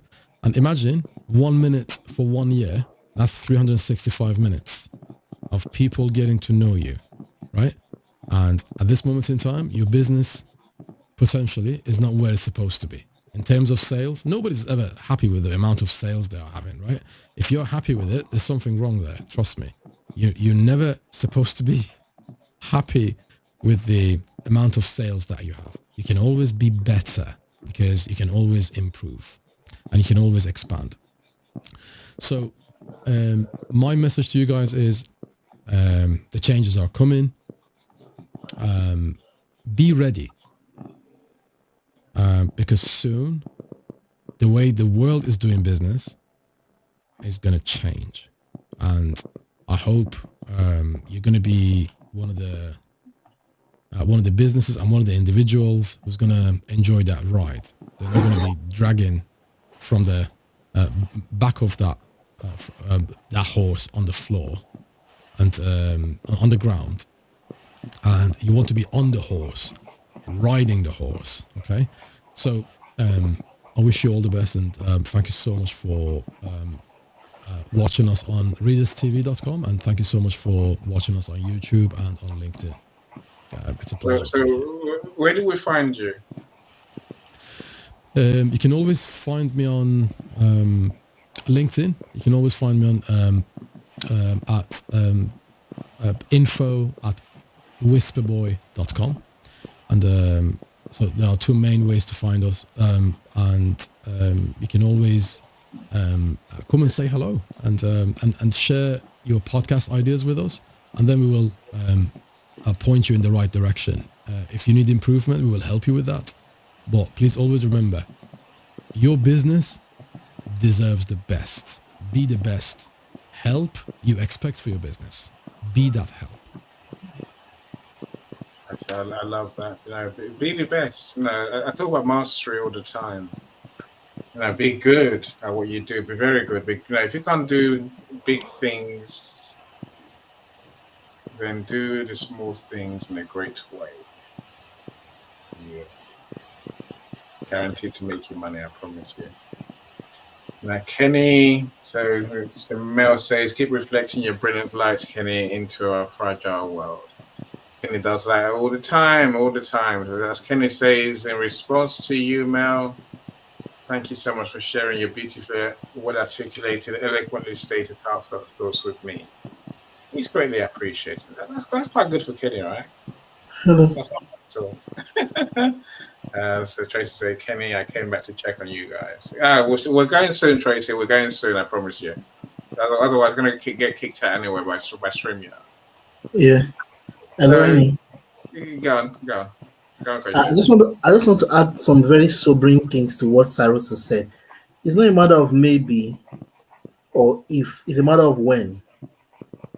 I want to amplify on the thought, Cyrus, that the way of doing business has changed. Watch this. The biggest transportation company in the world has no transportation vessel, yet is the biggest in the world. Uber, the biggest hospitality business in the world, has no hotel chain. Airbnb, the two biggest media giants in the world, ahead of CNN now and the big networks, is Facebook and YouTube. They don't have any physical station. The biggest retail group in the world, two of them, Alibaba and Amazon, no retail stores. In real estate is Booking.com and Expedia. In finance, guys like PayPal, Revolut, and Monzo in the UK are becoming the largest guys. I can go on and on. In education, Coursera and Udemy are becoming far more profitable than guys like Harvard, the traditional big networks. In recruitment is LinkedIn. In communication, you got WhatsApp taking over telephone channels, no telecom infrastructure. It is the biggest global communication platform today, ahead of any local public switch telephone network. I can go on and on and on. Where is your own real estate artifact? Every book is a different baby. Some books require 13 children for you to break even. And think about it. You don't need more than, if you make £5 per book and 1,000 people buy it, how much is that? £5 per book and 1,000, that's 5,000. If what you make is just £3 and 20,000 people buy it, some people set goals that are very, very inappropriate. 200,000, 1 million copies sold. Before then, will you please sell 100? And please talk to Cyrus, talk to Annie, talk to Mike. These are people that say, look at the music, beautiful music that I know Mike can create. And look at the way Cyrus brought that out. That was genius. You're closer to your million than you ever imagined. Each book has the things you need to do. Some you have to come to seminars, some you have to meet a friend, and at a networking event, between the person that presents a card and the person that presents a product, who is much more memorable? Who would the opportunity for the next sales pitch go to? Someone that's written more in that area. What's my bigger point? You can't afford not to make money from you and for you anymore. Your financial future and your money syntax will change. The money right now, the money that people are expecting to collect at retirement is already dwindling. Countries are blowing retirement money and retirement funds anyhow. There's a retirement crisis coming up. Whether you'll be able to afford all the good deeds you want in retirement or not, a function of what you're creating today. You work 9 to 5, drop the idea with any. Any has a system in place, you can write it. You've been working now for 30 years, 15 years, 10 years, and there's no single book. Your Odyssey alone is enough. What am I saying? We're in the age and time. Look at what Cyrus said. We may not be a good fit for you, but we can point you in the right direction. What exactly do you need? You need this seminar. There's just one, you need just one driver, one man of insight, one director, one person to give you, go here, go here. You're just one person away from your breakthrough. You can't afford to keep saying, I don't know people, I don't have no one. It's not possible. There's just one person. Only one person you need. And then your success is loud. Don't forget, business has changed. Shalom. I yield the mic. Said, my friend, well said. I'm sure I missed some people on LinkedIn in the comments. Do forgive me if I have done. So they will show up again on StreamYard to make my life a bit easier, right? The world has changed, Coach David. The question you asked, what are we creating? That's a big question. That's what we must answer. But let's come to you, Mr. Khan. Yes, salam alaikum, Coach David. Thank you for the shalom.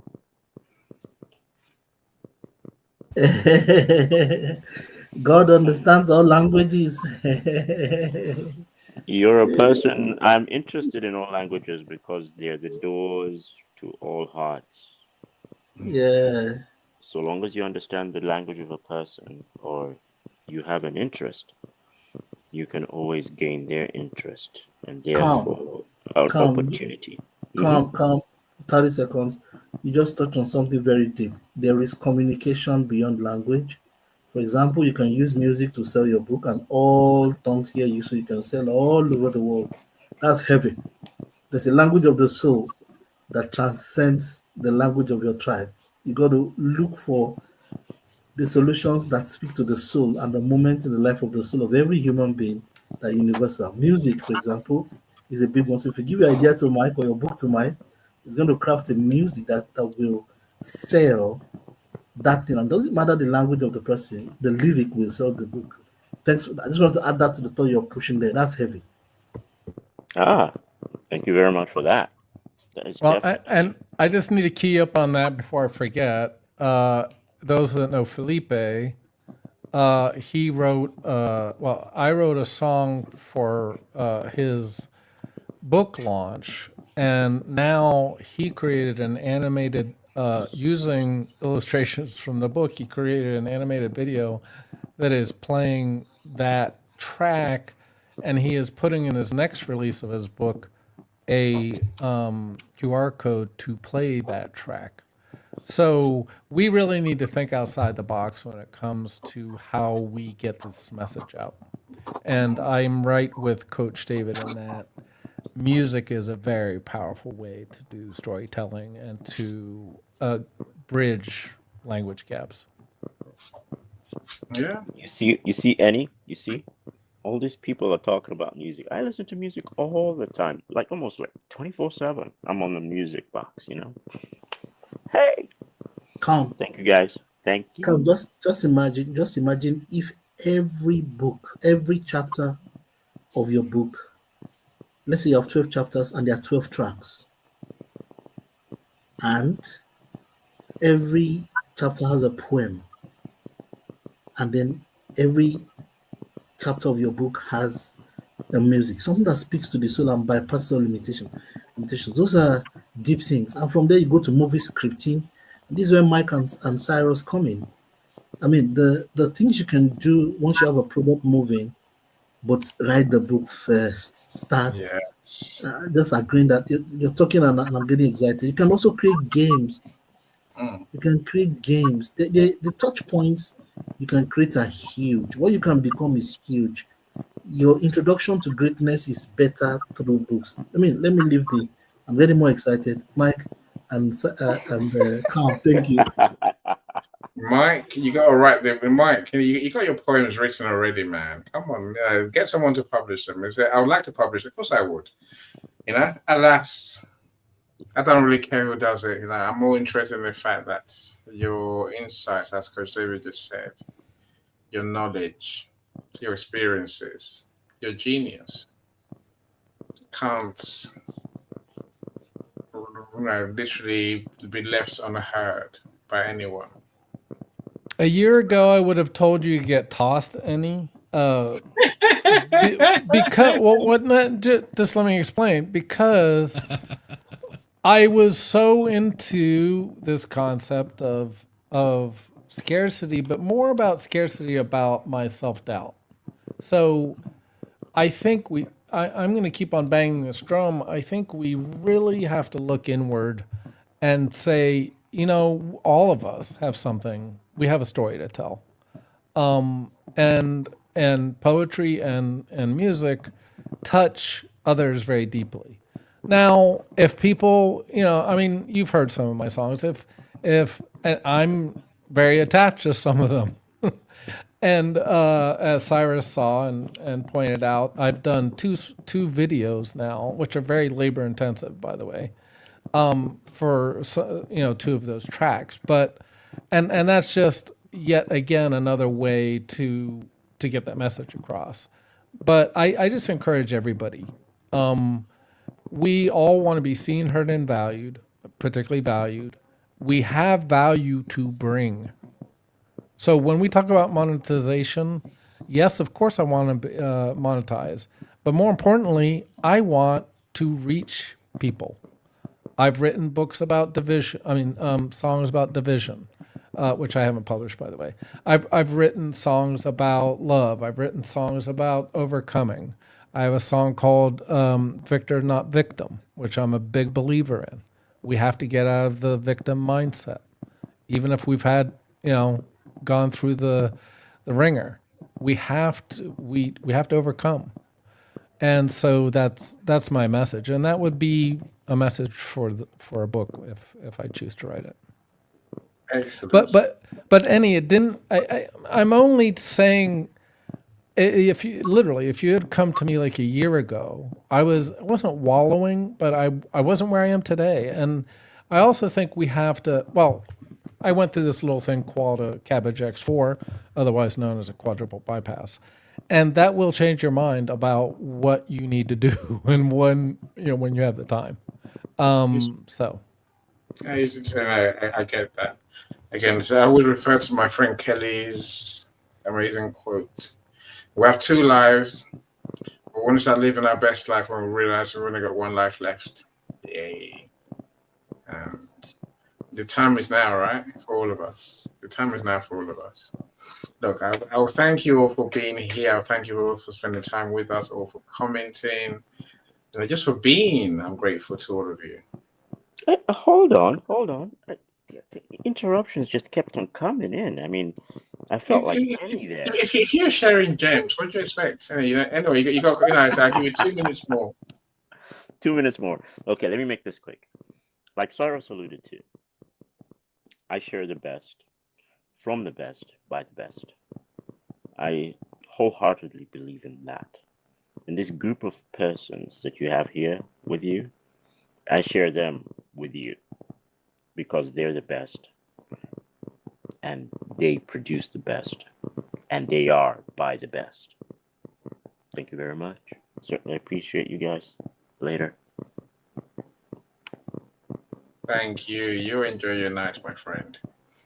So I'm sure Calm, Mike, and Coach, we're all on LinkedIn, right? So if you want to share your profile in the comments, then please do. I'm happy to connect with anyone, and I'd love to know what you do. I mean that sincerely. It's two-way streets, though. Festus, I see your comments. Festus says, what money means to us is truly a very key question that we must look at. Thank you, Coach David. That's what this conversation is about, really, right? Oh yeah. And if you haven't gotten Coach David's book, FinTech Black Box, I just got it. It's like $9 on Amazon. So go get it. Excellent. I'm pretty sure it will change your world. Mike was going to be reading tonight. Doozy. And then you can get the prescription. Then you can get the prescription from Coach. Well, I think insights about what's coming. I said the change that's happened already. Just understanding it all matters, right? Yep, that is true. And it's also nice to have a guide, which is also a good thing. So, someone who's been thinking about it for quite a while. I like my friends because I trust their opinions. I go with it. It's like that's my gut. My gut level is telling me that. So these are my friends here on board, and I'm going with them. There is a lesson. There's a lesson in all of this, Mr. Calm, which is that if no one knows how you help, no one knows your book is out there. No one's going to buy your book. Coach David talked about his book today, and Calm's bought a copy. You might think that's just one copy. Believe you me, one copy a day. That's how many have you sold? A good few hundreds, right? It's not about how many you sell in that sense. It's about how many people get to read your book. That's the real game. The more. Well, let's run 500 books. Where's that going to lead? Who knows, right? How many more kids are going to see that over time, even long after we're gone? That's the real game, right? Look, do connect with Mike. So that's Mike's LinkedIn profile. That's in the comments. So mine's there too. Cyrus, Coach David, Mr. Calm. Put your profiles in the comments, please. It's one of my new habits that I want to do more of. Make sure people know how to contact my friends, as Michael says. My friends, do enjoy your night. I'm going to go and cook my dinner now and do some exercise and send 300 DMs all by the morning. What joy. It has been an honor and a pleasure, all of you. Thank you. It's a privilege from my side to have all of you give me your time to share your genius with us as well. But I'm sure we're going to do this again. It was a privilege and an honor. Thank you so much for having us. Thank you so much, everyone. Enjoy your night. Take care. Bye-bye.